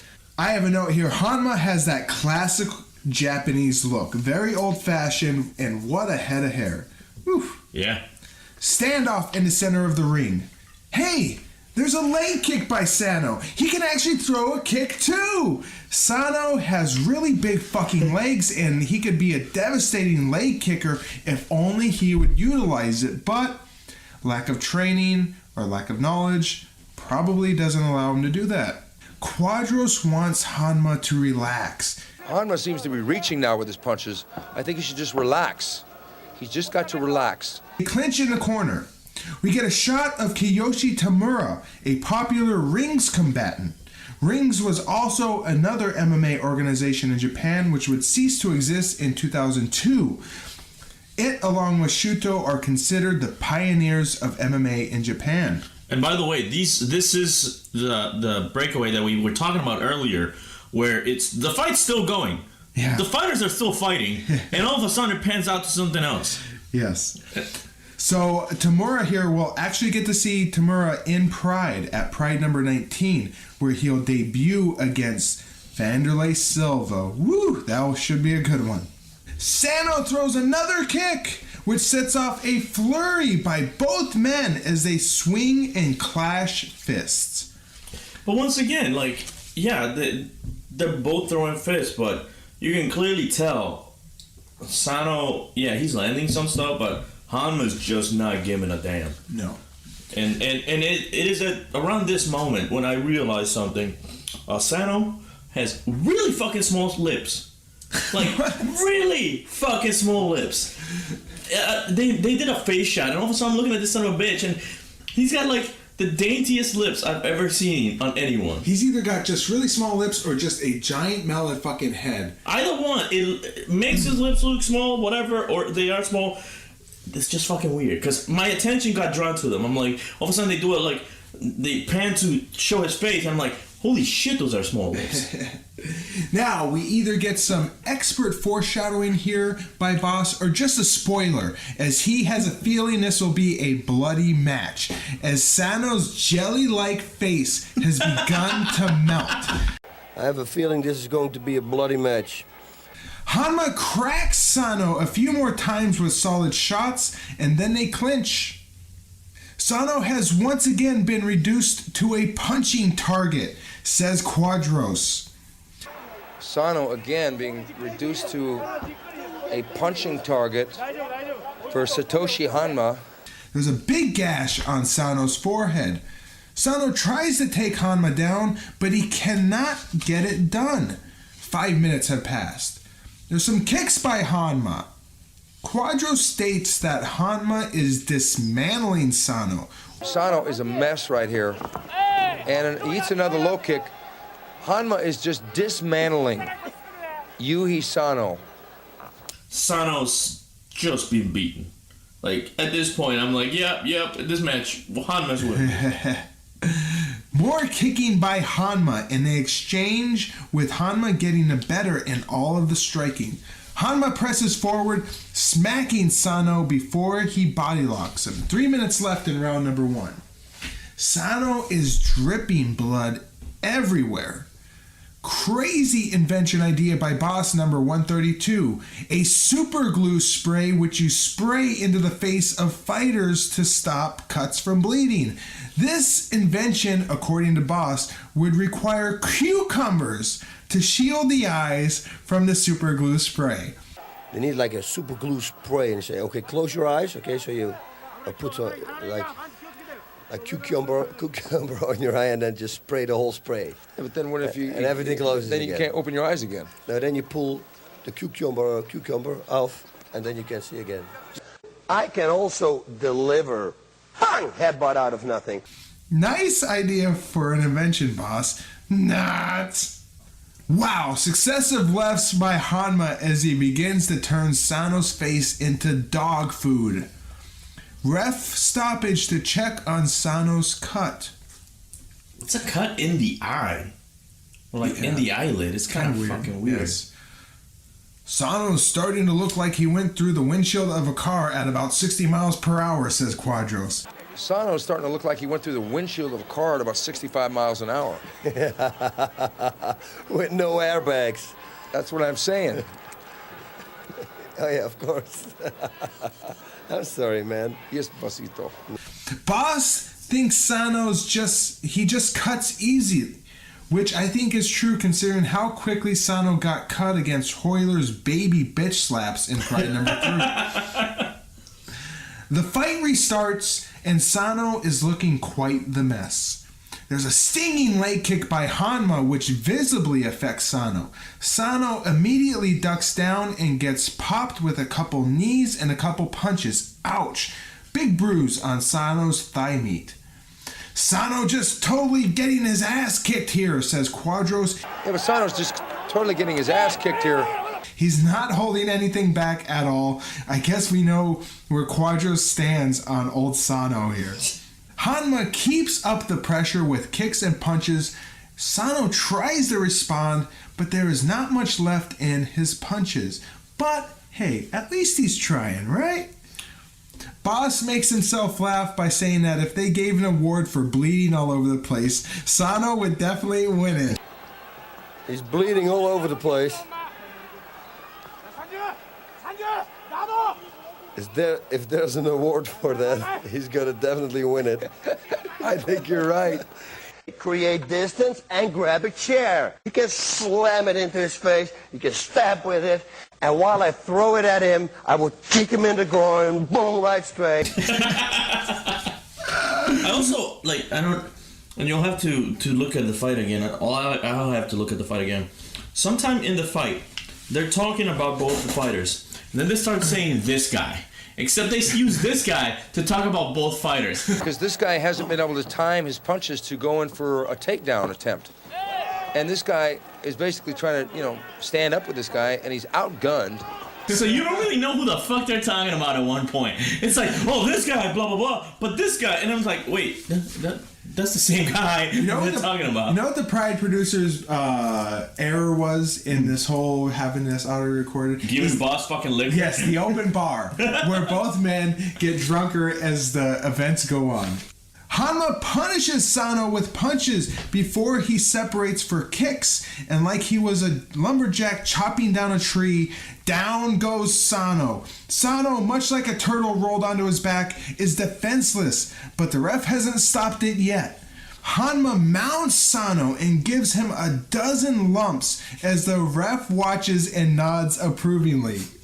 And just as Honma exhausts himself from punching old poor Sano here, the ref has finally seen enough. Honma wins via TKO at 9 minutes and 25 seconds of the first round. Jesus Christ, says Boss. Jesus Christ, man. Jesus! Both Boss and Quadros lament over our fallen Sano here. And Quadros notes that Sano was getting grounded and pounded into the ground. And here he is getting grounded and pounded into the ground. It was just... causing Boss to giggle. Your thoughts on this fight here? I mean, it was so fucking one-sided. Like, never any of the strikes that Sano just was even able to connect did I ever think this guy has a chance. Never. The moment, and like I said, I honestly thought Hano was fucking taunting him. Was like, oh look, he's in my face, trying to punch it. Sano was a one-legged man in an ass-kicking contest, and he definitely got his ass kicked. For as much as I think Sano is a lump of shit, there's something about him. I think he's a lovable lump of shit. His face, I don't know, I can't explain it, but I'm growing to love Sano here. Well, he can take a fucking hit, man. He lasted 9 minutes. He is, for being a straight-up jobber pro wrestler who's trying to be an MMA fighter, he's giving it a shot. He's giving it all. So what would happen with our two noble Japanese heroes here? Satoshi Honma would return in short order, making his next appearance at Pride number 5. There, he'll get to fight a Brazilian in Francisco Bueno. Bueno? As for Yohei Sano, thank God we will get to see him again, but not until Pride number 9. In the meantime, he'll have tried his hand at a somewhat tamer MMA venue, that being Pancrase. But You'll have to tune in to Pride Resurrection Episode 9 to see what happens with old Yuhi Sano in that fight. Alexander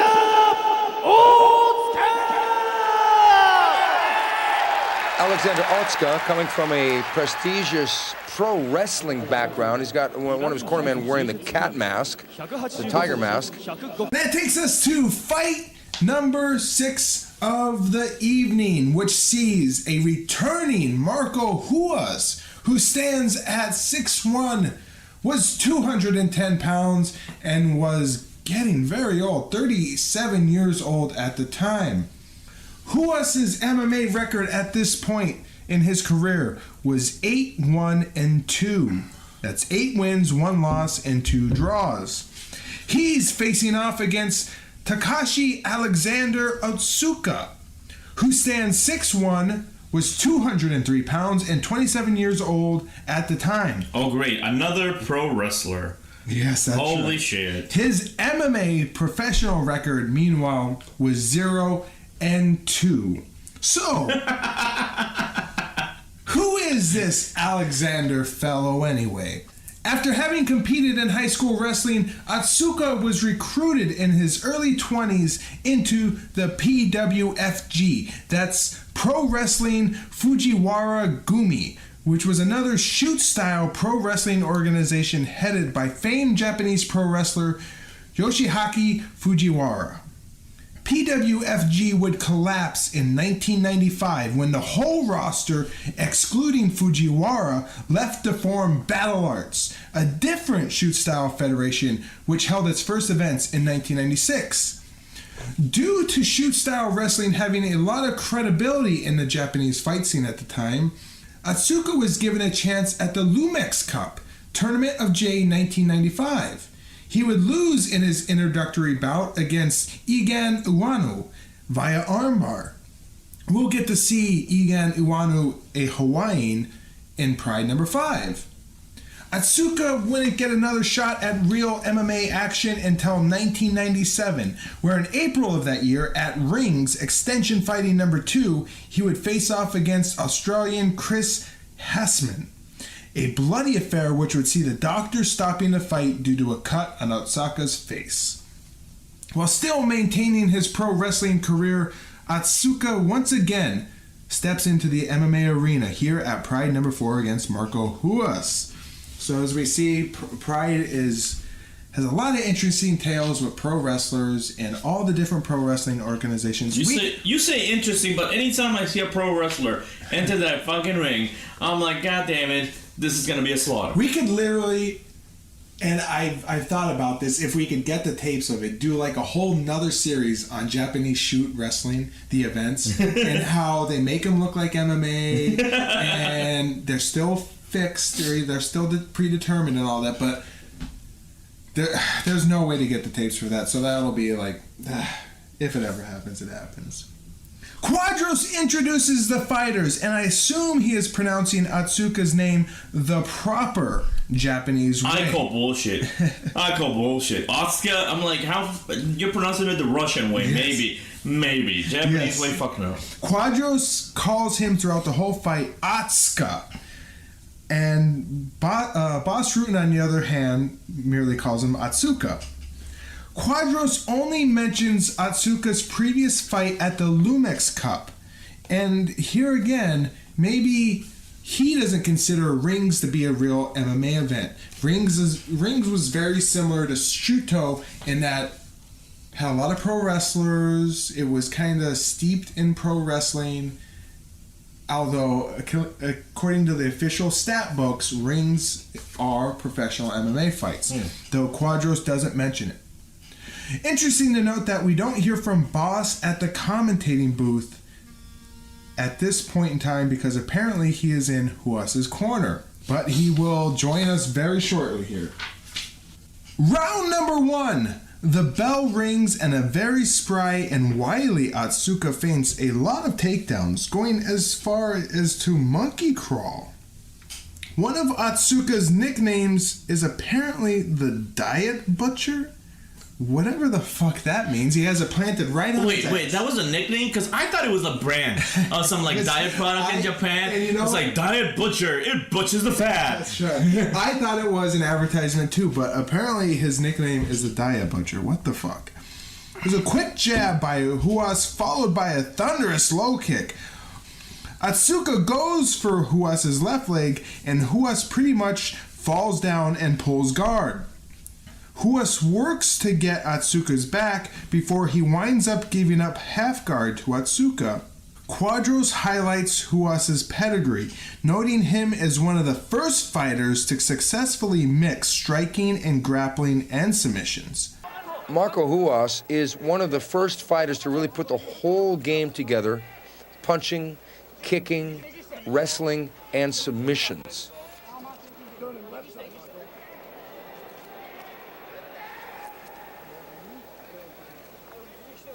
He's been in some wars in Brazil, been in some wars in the United States, winning the UFC Ultimate Fighting Championship number 7. Yup, that's Boss Rutan ringside. At this point in the commentary, you can literally hear Quadros turn and stare at Rutan as both try and figure out whether Boss should be commentating or at ringside. How about both? Quadros doesn't point out that we just saw Boss Rutan ringside. There's slow work by Otsuka on top. I will say, like, so far, I am impressed. Because normally when we get a pro wrestler, especially, rookie, if you will, at this point they're already getting pummeled. Yes. But Otsuka came out and he's been holding his own, so I'm impressed. Against a very formidable Marco Ruas, who, although he's got a lot of wear and tear on his body at 37, being a Brazilian fighter, it's pretty impressive, yes. We get shots of Tiger Mask 4 in Otsuka's corner. That's right, the fourth wrestler to use that mask and name in Japan. Tiger Mask is a very popular Japanese pro wrestling thing, I guess. After a minute of merely laying on top of Ruas, Otsuka postures up and tries a few punches before Ruas pulls him back down. A few head and body strikes delivered by Otsuka, and so far in this position, he's the only one working as Ruas merely holds on to him. Quadros hypothesizes that Ruas is content to let Otsuka wear himself down.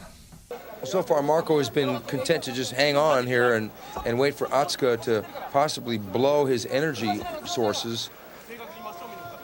Shortly after the 5-minute mark of the first round, Otsuka stands, kicks Ruas's legs a few times, then gives Ruas a Charlie horse by punching his leg, followed by stomp attempts.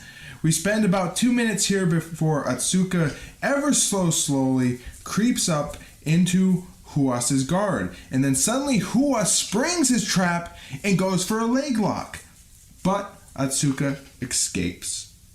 Otsuka in half guard now with 3 minutes left in round number 1. Ruas manages to sweep a lazy Otsuka, and now Ruas is on top and he's in full mount. Ruas delivers a few punches as Otsuka desperately tries to buck Ruas off him. Ruas puts his chin right into Otsuka's eye before he gets admonished for it from the referee. 2 big ringing rights by Ruas. 1 minute left in the round and Otsuka gives up his back. Ruas flattens him out, attempts to choke him, but Otsuka gets to his knees and escapes.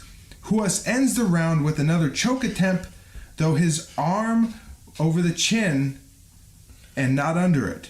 Well, it still looked like a really good attempt, and you could see Otsuka was like, he was saved by the bell. Yes. Plain and simple. Yes. Otsuka survives with a bloody nose. And you know what's funny is that the past UFC on Fox, a fighter did tap out from the arm over the chin and mouth instead of being under it. Yeah.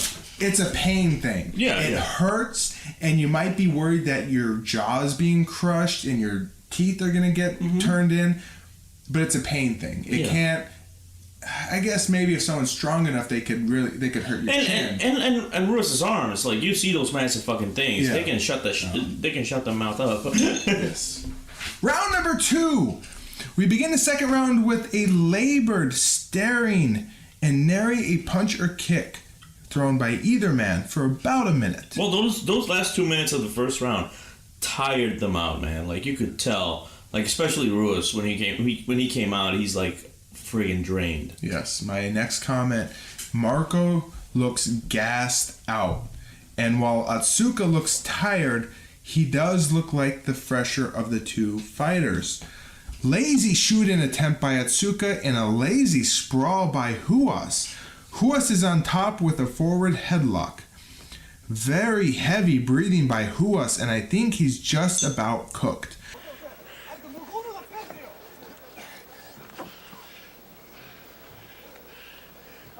Boss did mention near the end of the first round how Ruas had taken some medicine before the fight to take down some inflammation, so maybe that is affecting his conditioning. I know that Marco was taking medicines. He had a big injury. He had it in a training like 2 days before when he was sparring with Mark Kerr. And they gave him inflammation pills against the inflammation. And I don't think that's always a good idea to take things like that. I rather go for a shot in the knee, a painkiller, than to take something that goes into your bloodstream. And Boss loves a needle. He's like, just give me a needle. Don't give me no pills. That's right. Just stab me in there. That's right. Boss brings it back up, saying it must be the medicine that is affecting Ruas' conditioning. Marco is breathing awful hard. I'm telling you, it must be the things, medicine. We trained real hard in Beverly Hills Jiu-Jitsu Club, and I've never seen him like this in training, not even so. Somebody's telling me that about my wife. I'm sorry, sir, but I'm going to break your leg. Ruas gives up holding Otsuka down and sits in the corner as Otsuka gets to his feet. Otsuka escapes from Ruas' grasp, and now we are back to freestanding. Clinch in the corner, and we spend a good minute or two here with Otsuka holding onto a fading Ruas. Otsuka attempts a few knees, breaking up the grab fest. Otsuka muscles and trips Ruas down to the mat, landing in half guard. 5 minutes left in round number 2. Otsuka lands some punches from this position, but I would say that none of them are really hurting Ruas. Otsuka keeps peppering Ruas with small punches. Quadros astutely says that Ruas has nothing left at this moment, and it's clear as day that Ruas is spent. But Boss Rutan defends him, saying that this is the strangest thing he's ever seen. Sad to say that it looks like Marco really has nothing left at this moment. I'm telling you, it's so strange to see him because he's a training animal, and it must be the medicine. Going to bounce his head on the table 10 times or something. Don't you ever do this. 3 minutes left in round number 2. Otsuka breaks up the pitter-patter punches with a strong right. Ruas is busted open and in the danger zone. Big rise from the crowd at the sight of blood from Ruas. 1 minute left in round number 2. Otsuka rises up and swings wildly down onto a flailing Ruas. We end the round here with Otsuka still in the top position with no finish yet. What a surprise, Quadros quips. Boss warns everybody, just in case you're a fighter. Boss warns against taking inflammation pills, saying they slow you down. You don't take inflammation pills. It's very bad. It slows you down. Right away you say, okay, I'm sorry. Bang, bang, bang. No, I'm not. And that's when we go back to him saying, just take the shot of cortisone right in the knee or whatever. Yeah. It's clear at this point, Ruas is done. He is near collapse at the end of round 2. Like, he can't get above the second rope trying to get up. He lays his head on the ropes and he just sits there. And as the announcer signals for the exit of the corners and the start of round 3, Ruas says no, and he doesn't get up. At this point, the fight is declared over, and Otsuka is the winner via technical retirement. Quadros calls this one of the hugest upsets in mixed martial arts, and he is absolutely right. Asuka, a mere amateur pro wrestler, has defeated the legendary Marco Ruas. Wow. And I will say this, it's the fight itself, like, even though Marco was so tired, like, he honestly looked tired past the first round, it had a really good, like, ebb and flow. Like, you know, Otsuka had advantage, and then Marco would have it back, and it was a really good fight. But maybe it was just age that hit Marco, because he just tired out so I think quickly. It was a combination of things. Maybe he had flown over from Brazil how many days before, jet lag, but then the whole... Now, Boss Rutan knows, because he was in... For this fight, he was obviously in Ruas's corner. So he knew what Ruas was actually going for. That's why when you hear Boss commenting during the fight... He's talking from the experience that he was helping train Ruas. Okay. You know, so when he's saying that Ruas took inflammation pills, he knew because he was in Ruas's corner. Even though he's trying to keep up this charade that they are actually there live commentating, which they weren't. Yeah. So I think it was a combination of things, the medicine, jet lag, and possibly age as well, that I think caught up to Ruas. But still, nonetheless, huge upset. Very, very surprising win for Otsuka. So what would happen with our two feisty fighters here? We wouldn't see Otsuka again until Pride number 8, which would take place on November of 1999. And he would have nearly a dozen more appearances in Pride after that. As for Marco Ruas, this would be his last appearance in Pride fighting. He would next fight at UFC 21 in July of 1999, where he would face off against Maurice Smith, a fight where he would once again fail to answer the bell after only the first round. It would be more than 2 years following that until he would fight again, where he would beat Jason Lambert in November of 2001 at Ultimate Pancration number 1 via heel hook submission. Ruas would then take a 6-year layoff before he would have his final fight of his career at age 46 in the IFL, International Fighting League, the now defunct organization that was eventually bought by UFC.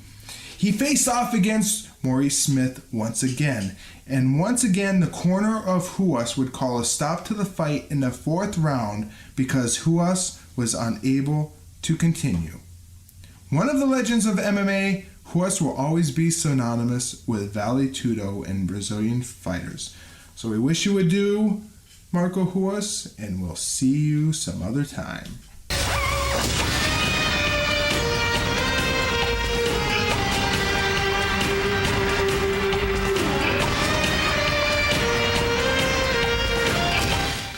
Number 7 of the evening sees one Hugo Duarte from Brazil, who stands 6 foot, was 240 pounds, and was 30 years old at the time. His MMA record at this fight was 5-1. He's facing off against a returning Mark Kerr, who stands 6'3", was 255 pounds, and 29 years old at the time. You mean Kurt Angle, because this son of a bitch looks like Kurt Angle. Yes, absolutely. Him and Frank Trigg, Twinkle Toes. I can't say his last name. Have a problem with my R's. It's the wine. Kerr's MMA record at the time was a perfect 9 wins and 0 losses. We know a lot about Mark Kerr, but what about Hugo Duarte? Born in Rio de Janeiro, Duarte is a luta livre and Vale Tudo specialist, with his MMA career starting back in 1995 under Gracie Challenge Vale Tudo, where it took Hugo only 20 seconds in the first round to beat his first opponent. He would then move on to the UFV, Universal Vale Tudo Fighting, where he would have battles in both Brazil and Japan. He would also fight in the World Fighting Federation, a short-lived competitor to the UFC here in America. and he would make one appearance in the UFC at UFC 17 in May of 1998, where he would lose to Tank Abbott via TKO. Hey, Abbott. Hugo famously had two separate dust-ups with Hickson Gracie back in Brazil, with one taking place at a public beach in 1988 and the other taking place in a parking lot of Hickson Gracie's gym, both of which Hickson is the claimed victor. I actually have some terrible home video footage of the beach fight. So wait, these are just like street fights? Yes. Oh, so now we have proof that there's nothing but street fights in Brazil. The beach fight is hilarious because it starts with Hickson Gracie and Hugo Duarte. They're having some sort of argument, and Hickson Gracie pulls back and bitch slaps Hugo Duarte. They then separate. I think Hugo Duarte removes some, like, his sandals, his shirt or whatever, and then they just begin fighting. Like, serious. There is some previous history between Hickson Gracie and Duarte where I think Duarte was talking shit about the Gracie clan, and they ended up at the same beach. Duarte got beat down by Hickson Gracie, then went to Hickson Gracie's gym, and they had another fight in the parking lot. And it's really hilarious, but I'm glad I got the footage from the beach, and I'll splice it in here. Mark Kerr is coming off a somewhat odd victory in Pride number 3 against that lump of shit Pedro Otavio. Will Hugo, another Brazilian, also scream like a little bitch and charge off in this fight? We shall see. Before the fight, we catch some glimpse of Boss once again in the corner of Mark Kerr. And God love him, Boss is still trying to keep up the facade that him and Quadros are doing live commentary at this event. As he catches and corrects himself on the topic of Kerr's shape, saying this was the best, before quickly saying, no, that was the last fight. This was the best shape. No, the last time was, this is the best shape he's ever been in. I caught that. I'm like, what the hell is he talking about, man? He's talking in the past tense so much. I'm like, okay. This is the best shape he's ever been in. Hilarious. I love it. Boss, we see you on fucking camera in Mark Kerr's corner. We know what the fuck is going on. Round number 1. Kerr opens the contest with a swinging right high kick. Kerr moves in and Duarte tries to fend him off with punches, but Kerr grabs him, gets a leg, and takes Duarte down to the mat. At this point, by the way, I notice something. Maybe it happened before and I just didn't notice. Holy shit, Duarte's feet are fucking black as sin. Oh my god, yes. Oh my god, it is disgusting. Like, holy shit. I have a comment on this in just a minute. Duarte with a flurry of backhanded bitch slaps. Nice clear shot of Boss. We'll pretend that didn't happen. Don't say anything, Boss. Just don't say anything. It'll pass. Come out with your left hand, give him a liver punch.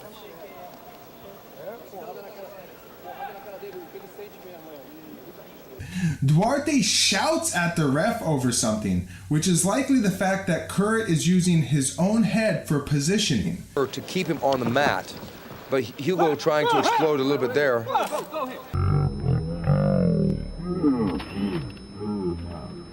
Kerr's kind of rubbing his head. And I saw that, and it's understandable. It's legal. It's completely legal. Maybe at this point. Well, no, because what was the previous fight that the guy was using his jaw? Using his jaw, and he got called out on it. And this one, they actually got separated and everything. Yeah. So it's one of those things where, because there's no set rules, right, it's just whatever the fuck the ref wants. Yes. Kerr with measured work from top position, which is to say, slow. Body shot by Kerr and more bitch hits by Duarte. Both Quadros and Boss likewise don't see them as anything to be concerned about. That's it, body shot good. Now, Duarte's trying to get busy, but really just lashing out almost. Yeah, the rabbit punches, they don't do a lot. And here's where I have the note. Duarte has disgustingly dirty feet, while Mark Kerr's feet are sparkling clean. I know, but that's the thing is every other fighter that has been in that ring has had nice feet. Yes. Because that's why the moment I saw those feet, I'm like, wait, is he wearing fucking shoes? No, that's the sole of his fucking feet. That's disgusting shit. My comment here is, was Duarte walking around in shit before the fight? Pretty fucking much, man. Kerr wings in for a punch and manages to get pushed out of Duarte's guard. He stands up and delivers some kicks to a still downed Duarte. Duarte, who's already sporting a black eye it seems, invites Kerr back down into his guard, who obliges him. And Quadros comments on it while Boss, who sounds like he is 10 feet away at the drink bar, responds back, "I want to do that!"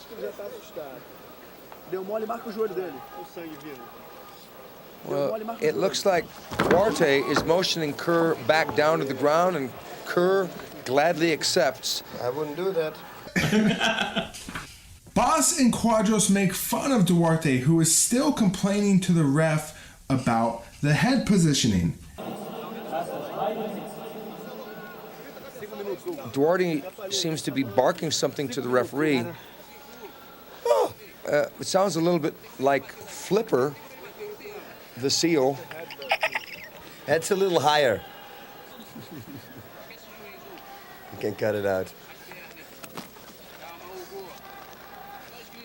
But it doesn't seem like Kerr is doing any rule infractions here. Kerr pushes Duarte through the ropes, and Duarte helps out the cause by further stretching outside the ring, to which the ref halts the fight and resets them. "Same position!" shouts the ref.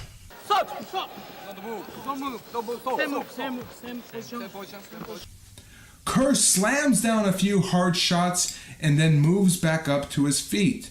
Kerr softens up Duarte's inside right thigh. And at this point, it's like, here's the difference between experience when it comes to Kerr and Sakuraba. You know, when Sakuraba, his opponent was down on the ground, he didn't really know how to lay a kick or whatever. No. Kerr knew exactly how to kick. Whenever Duarte tried to even like put his like foot on his knee, Kerr went straight for the punch. Like, just get that thing out of there. So, you know, it's one of those things where you can tell the experience difference. Yes. Kerr dives right back into Duarte's guard and manages to get into half guard. But Duarte gets him back into full guard. 3 minutes remain in round number 1. Another stop and restart to get the fighters out of the ropes. Kerr pretty much lays on top of Duarte here, and they exchange each other's sweat. Kerr attempts a few punches and Duarte kicks him off. Kerr holds on to Duarte's left ankle, teasing a footlock, and Duarte shoves his right foot right into Kerr's face. Kerr is back to standing with 1 minute left. Kerr Charlie horses Duarte's foot. Kerr makes himself nearly laugh as he keeps hammer fisting Duarte's foot. There's a big shit-eating grin on his face. But the bell rings and that ends round 1. 10 minutes are down. Alright, so I don't remember if it's round 1 or 2. So I'm going to have to start writing times for these. Boss does an amazing Flipper impression.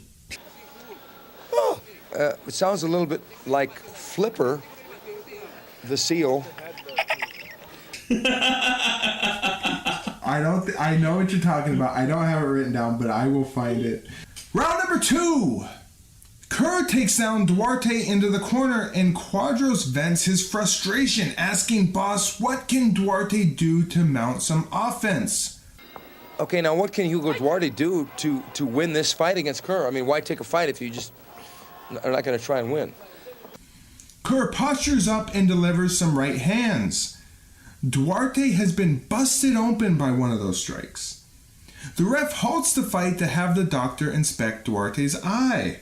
The fight is restarted back on the ground with Kerr on top. Duarte emphatically shouts at the referee over something? I'm not sure what, no one is sure why. Have promoters pay them to fight. Look, he grabbed his hand, you see? Underneath. but eventually we glean that it's because Duarte's fingers got stuck in one of Kerr's gloves. It's about.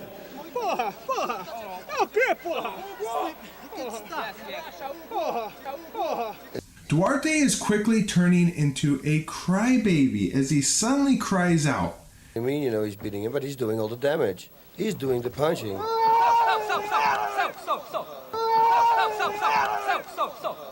Kerr had moved forward in top position, and Kerr's head had lightly, and I mean lightly, touched Hugo's head in the process. Duarte grabs his eye, and Kerr is admonished by the ref to watch the headbutts. Wow. Duarte lays flat on the mat as Kerr merely looks on, and Duarte looks like a complete little fucking baby. You know what? It's at this point that I realized that I think he just gave up. Like, at this point, because from now on, it's no longer a fight. It's Kerr fighting a dummy. Yes. Because, you know, Duarte doesn't respond to hits. Like, he doesn't try to strike back or anything. He keeps trying to... He plays, like, almost like a fucking soccer player. He's trying to, like, oh my god, I got hit illegally. And the ref just calls him on. It's like, no, you fucking didn't. Get the fuck up. It's at this point that I know why Hickson Gracie bitch slapped him on the beach. What the fuck is up with these pussy Brazilians and Mark Kerr? First you have Octavio, now Duarte. Boss jokingly speculates that maybe Kerr's head caused Duarte's nose bone to shoot up into his brain. Yeah. Maybe his nose bone shot into his brain. And then we don't know that about it. Yeah. I doubt that happened. That would kill him. That would fucking literally kill him. So when Duarte stands back up, it's apparent that didn't happen, boss. The fight is restarted standing, and Kerr rushes forward. Duarte flops right down to his back, tries to grab the leg of Kerr, but Kerr escapes and stands over him. Kerr goes back into Duarte's guard, 5 minutes down in round number 2. Slow work by Kerr as minutes pass, with no activity at all from Duarte. With about 2 minutes left, Duarte manages to push Kerr off him. Kerr leg kicks Duarte, then tries to stomp his foot. Ouch, you don't want that. That sounded like vicious too. It was awesome. Yes. It's a good thing he moved his foot out of the way of that. Yep. 1 minute left in round number 2, and Kerr tries to stomp Duarte's body before he falls down into Duarte's half guard. We end around here with Kerr on top, 20 minutes down, and we head into round number 3. This is one of those times where there should not have been a round 3. Like, Duarte gave up, and it was so goddamn obvious. Like, he wasn't even trying to fight. Like, it should not have made it this far. Just the ref should have been like, because this reminds me of last Pride when we had to fight. What was the name of the big guy? God. Yeah, well, you guys know who I'm talking about. Yes. The one I called a spectacle show, the circus fucking event. This is what it reminds me. It's a fighter that is not fucking fighting. So why the fuck is this fight still going on? If it just fucking kills me. Manny Yarbrough versus was it Sanae Kikuta? No, it wasn't Kikuta. No, it was some guy we hadn't seen before. Yeah, I forget his name. And the wine that I just drank a whole bottle of wine. I'm fucked up. Round number 3, Mark Kerr kicks at Hugo Duarte, and Duarte merely flops back to the mat. After a moment of standing over Duarte, Kerr backs off, eliciting applause from the crowd. Walk away. Yeah, just walk away. Just back up, man. He threw a first kick and the guy went down. I mean, this is not good. That's it. This is how you win the respect from the people. Walk away. I want to fight. Up, get up. Kerr asks for Duarte to stand up, but Duarte stalls, sitting on the mat. Kerr tells the ref to make Duarte stand up, but strangely the ref doesn't oblige. Kerr finally relents and goes back towards Duarte, tries an axe kick, and then easily passes the leg and gets in the side mount. Kerr starts to lay in some punches and Duarte gives up his back before trying to escape the ring itself. Lots of confusion here. Duarte is slow to pull himself out of the ropes and he looks completely out of it as Kerr is thoroughly confused. The ref first tries to make Duarte stand up, then calls for Kerr to get back into the same position. Then again, the referee tries to make Duarte stand. Duarte does try to stand, but after he gets to his feet, he flops right back down to the mat. Finally, he's able to get up and stand. It's at this point that the match is restarted by the ref, and as soon as that happens, Duarte falls right down to the mat. Kerr is lured back into guard, but he hammers away with some punches. Kerr keeps up the pressure and Duarte tries to sneak under the ropes again. The refs stop the fight, reposition our fighters, and we restart the fight again. But this is what I'm talking about. Like, Duarte's really not doing anything, man. Like, no. It's at this point, you know what? Kerr is an amazing, fighter and everything, but at this point, there's no fight. So to me, like, I kept watching this. I'm like, please, just fucking end it. Just kick, because fucking Duarte wanted to get out of the ring so fucking bad every time. Like, over half of his body was outside the fucking ring.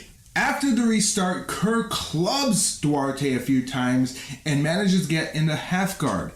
Kerr postures up and Duarte tries to move, but Kerr controls him and gets Duarte onto his back.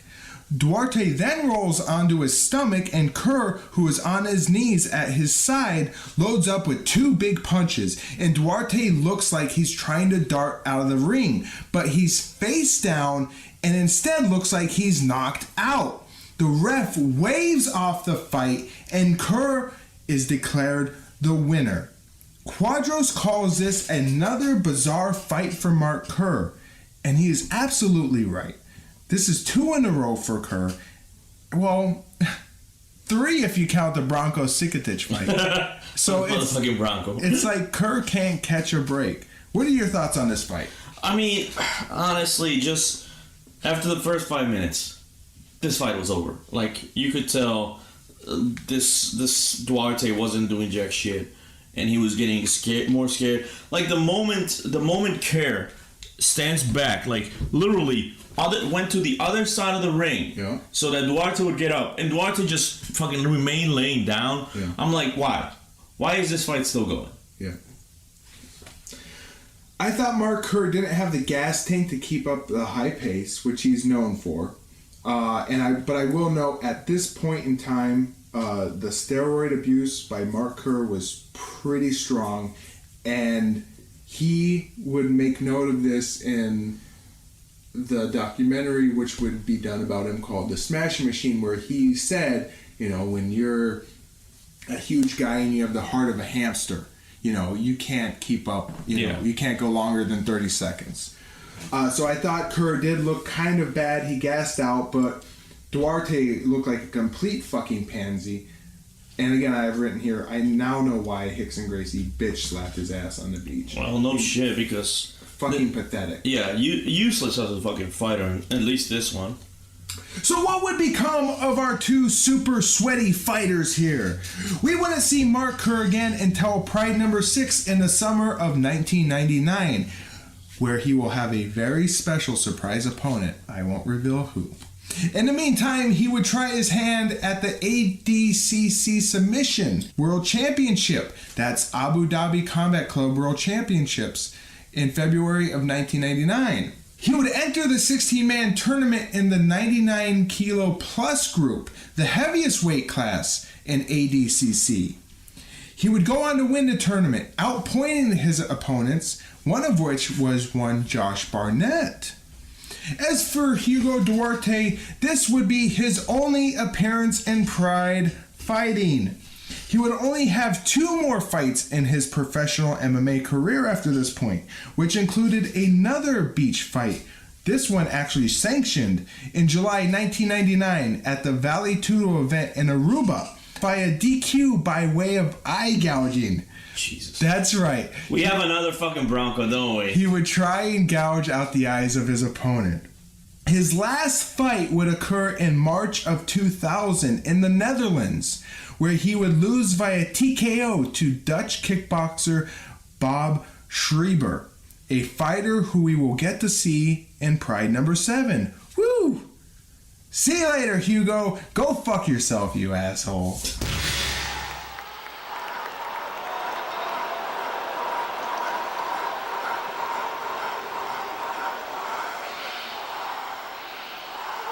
I believe I have good techniques. I can train very hard all my life, but I also have some special presence from God. Fight is always unpredictable. You cannot say what's going to happen. But I'm sure Mr. Takada is prepared different now. He has more experience. I will be fighting a different guy. But I'm very confident in myself. I think I can kill him again, and I hope we will win next time. And that brings us to the final fight of the evening. Fight number 8, which sees one Hickson Gracie, who stands 5'10", was 185 pounds at the time, and was 39 years old. Hickson's MMA record was 9-0. He's facing off against a returning Nobuhiko. Oh, God. What's fucking names tonight? He's facing off against a returning Nobuhiko Takada, who stands at 6 foot, was 210 pounds, and was 36 years old at the time. Takada's MMA record, meanwhile, was 1-1. Quote unquote, 1. That's right, quote unquote 1. It's a return match from Pride number 1. Takada showed his true warrior spirit and deep pockets with a gimme win over Kyle Sturgeon in Pride number 3. And now Hickson Gracie wants to set the story straight. There was a buzz in the crowd before the fight has even started, and the crowd definitely loved them, their pro wrestling star.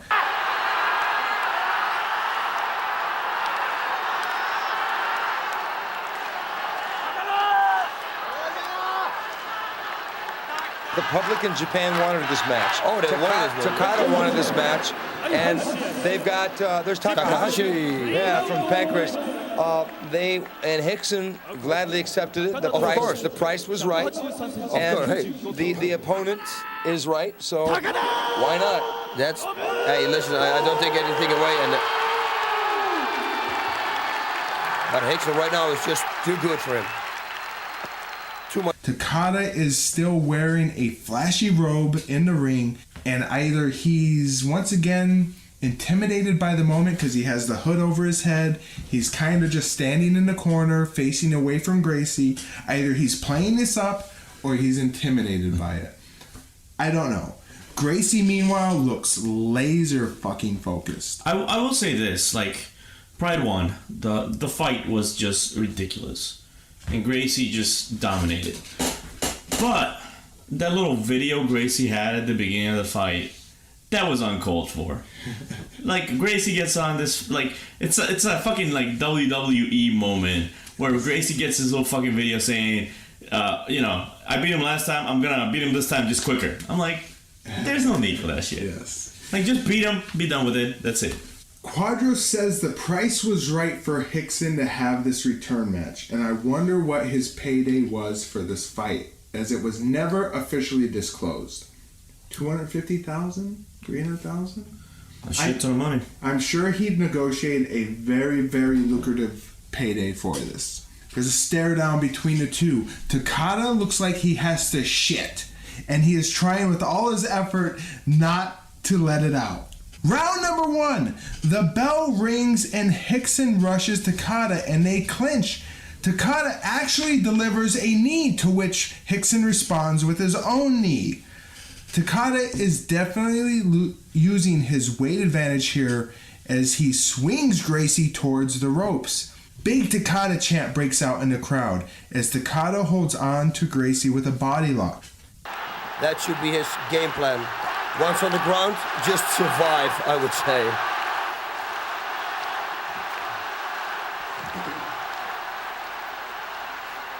I think that it's just a matter of time. Boss recounts how before the first fight, Takada and his trainers had no game plan whatsoever for Gracie. Yeah, this time he trained for something. Like I said, when he came into the dojo, we asked him what his game plan was, and they didn't have one, the first one. None. Yeah, what are you going to do? You want to keep the fight standing up? Yeah, no, we didn't think. You want to go to the ground? No, we didn't know. Wow. Gee, you think? Takada knees Gracie, then delivers a right cross to which Hickson sends a right back at him, and they grapple again. Now, there's two things here. One, like that comment about not having a plan, and they have a plan this time. And it shows. It shows because, you know, first of all, the match is not over yet, so clearly they have some sort of plan. But I would say that, yes, Takeda is slightly better. Maybe he trained against it, maybe whatever, which then makes me like angry at Takeda because he should have fucking done this first time around.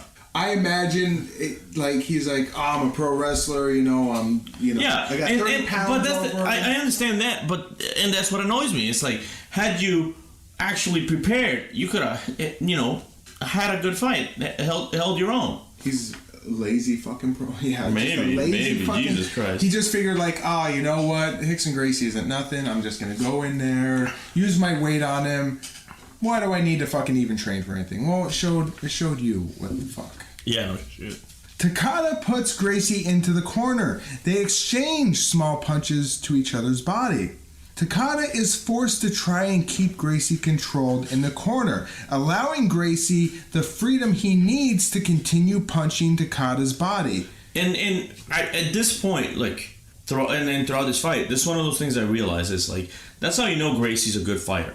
Because no matter what kind of stuff Takeda's trying to pull, Gracie keeps landing blows, no matter where. He keeps going for that rib cage, for the side hits, and just the same spot, just keeps beating on it constantly. He never lets down.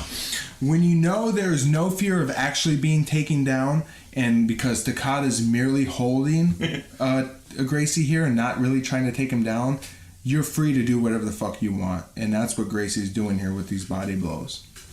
Gracie tries to take Takada down, but Takada with an iron grip on the ropes blocks that attempt. This is where the fucking ref clearly missed Takada because he was on the other side of Gracie. Oh yeah, just Takada grab that fucking rope really quick. Yes. Because and I made a note of that. I'm like, here are like the commentators, Boss and Quadros, like, oh my god, Takeda's keeping up with them or blocking it. I'm like, I'm seeing this, and Takeda keeps grabbing the ropes, using the ropes for leverage, doing all this shit. I'm like, okay, he's slightly better, I'll give you that, but no, he's not keeping his own. No.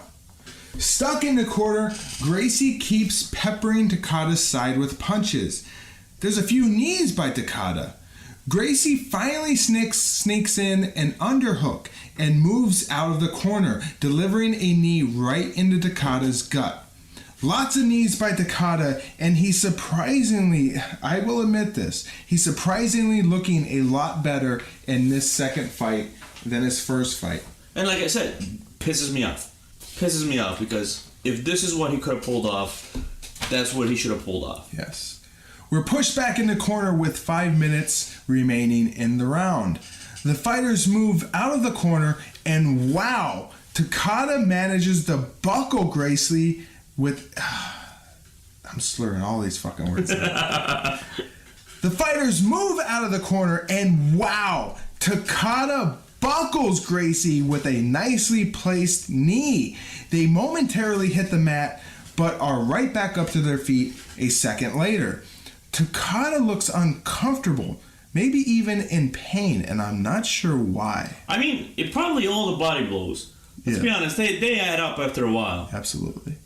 Takada drags Gracie down to the mat and now finds himself in Gracie's guard. Quadros does not like this position at all for Takada. Takada's got to work for the underhook again. Whoa! Not a good position for Takada. He doesn't want to be down on the ground at all with Hickson. That's going to be a triangle, armbar, anything. He's got to get back up. He's got to stand back up. He can't stay down here. Stays very active off of his back, landing punches and heel strikes. 3 minutes left in round number 1. Whoops! Takada actually postures up and attempts to lock up one of Gracie's feet. Gracie merely shifts the momentum and sweeps Takada down to the mat.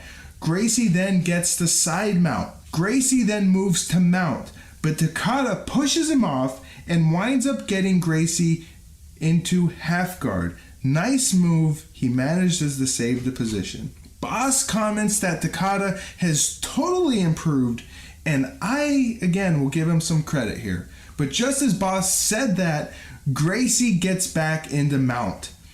Gracie cross faces Takada, punches him a few times. Takada spits out his mouth guard. There's 1 minute left, and Takada tries to fight Gracie off, getting his legs in front of Gracie. Gracie steps them over, Takada rolls, and Gracie is back on top in side mount. Signaling the end, Gracie gets the mount with ease, isolates one of Takada's right... I will get through this. Signaling the end, Gracie gets into mount with ease. He isolates Takada's right arm, rolls back for the armbar, and it's at 9 minutes and 30 seconds of the first round. Takada taps out. Gracie is the victor once again. After the fight, Quadros and Boss give praise to Takada, with Quadros saying he would be proud if he were Takada. Nobuhiko Takada, he really went for it this fight. He tried everything. He did very good. He did very good. I would be proud if I were him. Takada leaves the ring, and once again, Hickson Gracie reigns supreme. The broadcast lingers here with a celebrating Gracie, who eventually gets on the mic for an interview, and Gracie speaks in full English, giving praise to Takada, saying Takada had more focus and that he gave him a better fight. He talks up Gracie Jiu-Jitsu and touches on his future in MMA. Definitely, Mr. Takada, he comes with more focus, and he tried to don't make the mistakes he did at the first time, and he gave me a tough fight. But fortunately, he get lost at the beginning of the first round, and I take advantage of it. もちろん高田選手は去年に比べて非常に焦点が合っていると思いました。そして去年と同じミスをしないようにしていると思いました。厳しい試合でした。ただ私の方が運がよく1ラウンドの終わりに高田選手がミスを起こし、そのために勝てました。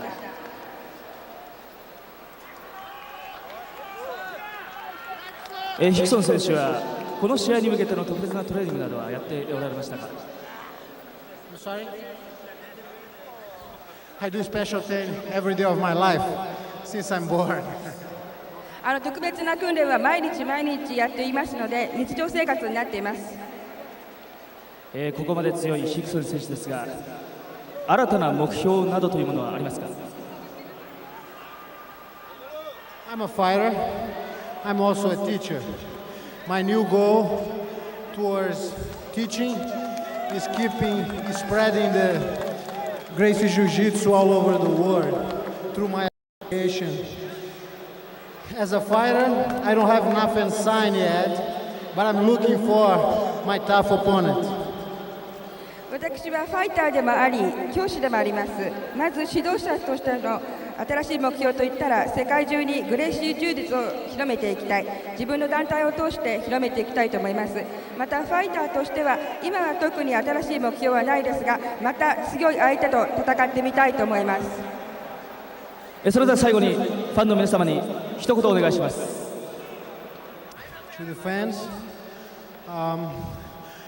I'm very honored to come here to Japan to fight here, because people here is tremendously respectful for martial arts.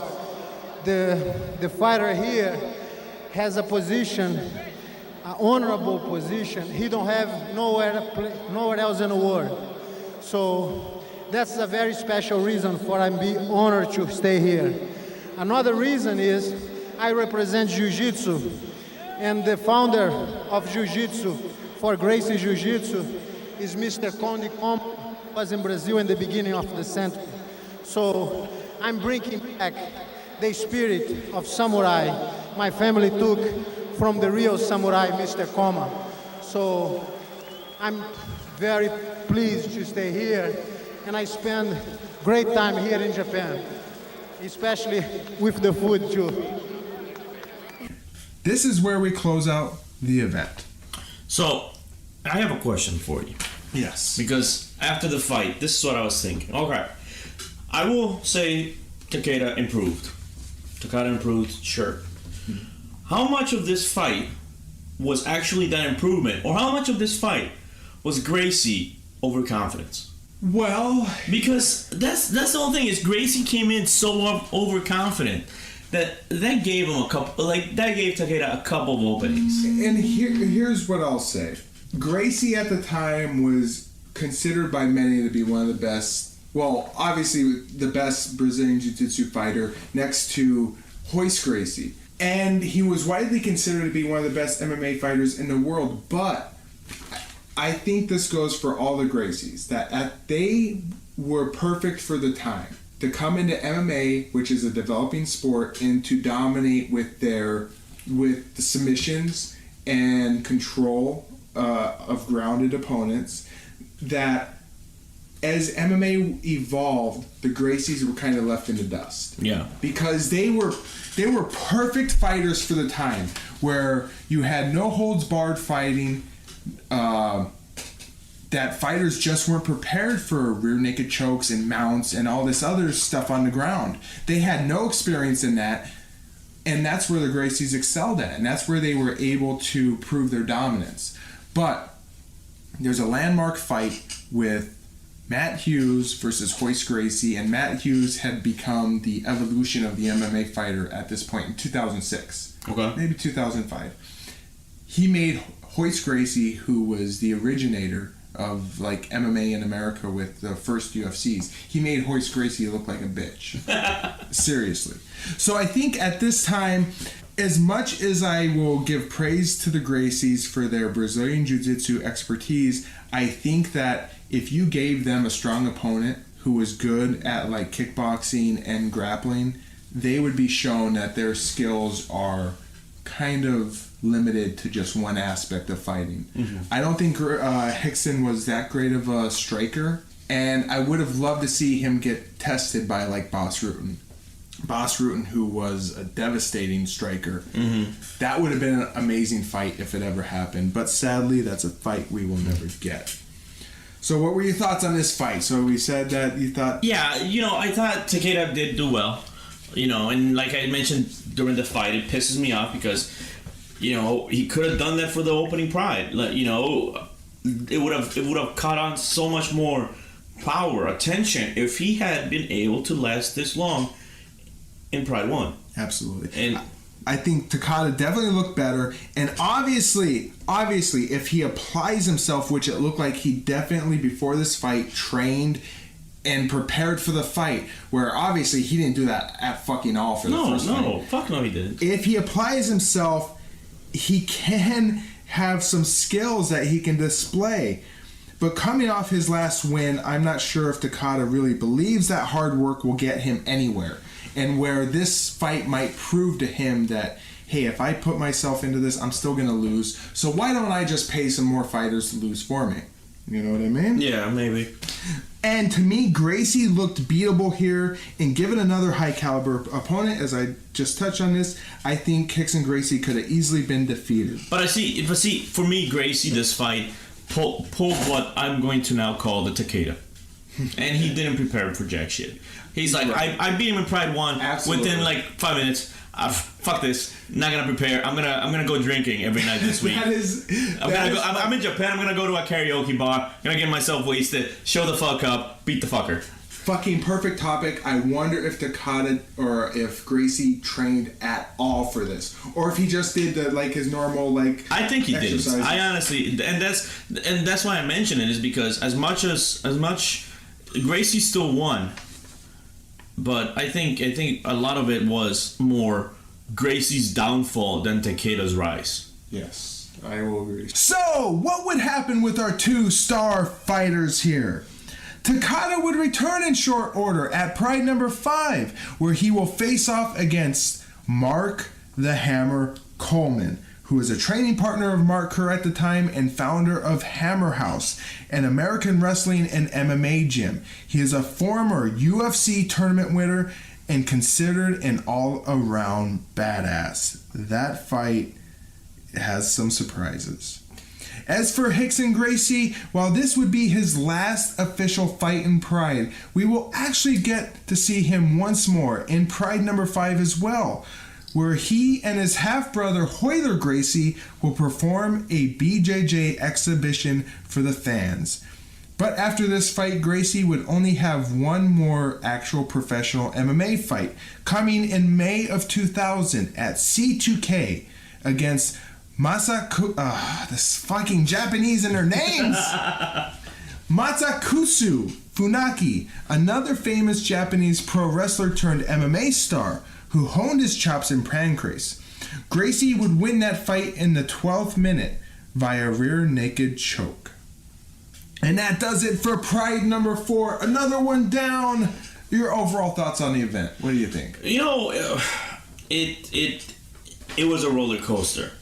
Because, it has some really good fights. Sakuraba fights, Shoji fight. I love those. But then, it had the Matsui fight. And the Kikuta fight. Yeah, so... That's exactly what I have written down here. Ups and downs, but I was entertained throughout. I was disappointed with a couple of fights. The only real big stinker was Kikuta versus Matsui. I will say that the Sakuraba fight, even though it did go the distance, it was still entertaining. Yeah, and that's the main thing is, for the Sakuraba match, and I will say this, when I first watched the match, and I was watching the match following that, I was thinking about back to the match, and I couldn't even remember who won. And I honestly didn't care, because the match was entertaining in itself. Right. But the other match that disappointed me in this card was the Honma. The Honma Sano fight, because it was just so one-sided. But it was still entertaining to watch Sano get his face. I don't know if that's entertaining, but it was funny. Yeah, sure. Fucking hilarious. Same with the Mark Kerr fight. Sure, it's amazing to see Mark Kerr just dominate someone like that, but it doesn't make for an entertaining fight. No, and I will agree. Yeah, you nailed it perfectly. Roller coaster, ups and downs. I was entertained, but also disappointed at the same time. So what's going to be in store for Pride number 5? Taking place on April 29th of 1999 at the Nagoya Rainbow Hall in Nagoya, Japan. Pride number 5 will see only six MMA fights. Some of the fights in store for us are Igan Inoue versus Minoru Toyonaga.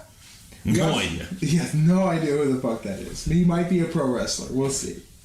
Francisco Bueno will face off against Satoshi Honma. Igor Vovchanchyn, as I mentioned earlier, will face off against Akira Shoji. We'll also see Ensign Inoue. What the fuck? Is there two of these Inoues? There's a lot of them. We got Egan and Ensign. What the fuck is going on? Versus Soichi Nishida. We'll also see Kazushi... fuck. I am going to have to redo this whole fuck. Kazushi Sakuraba will also be in appearance facing off against Vitor fucking Belfort. Oh my god. Looking forward to that one. And then finally, the main event of Pride number 5 is Nobuhiko Takada versus Mark Coleman. So definitely a lot to talk about in store for Pride number 5. That sort of does it for us here at Pride Resurrection number 4. Hooray! Unfortunately, we don't have the machine to wish us off, so I'm going to have to say it for him. That does it for us. Goodbye. Good luck from us here at Pride Resurrection, and we will sniff you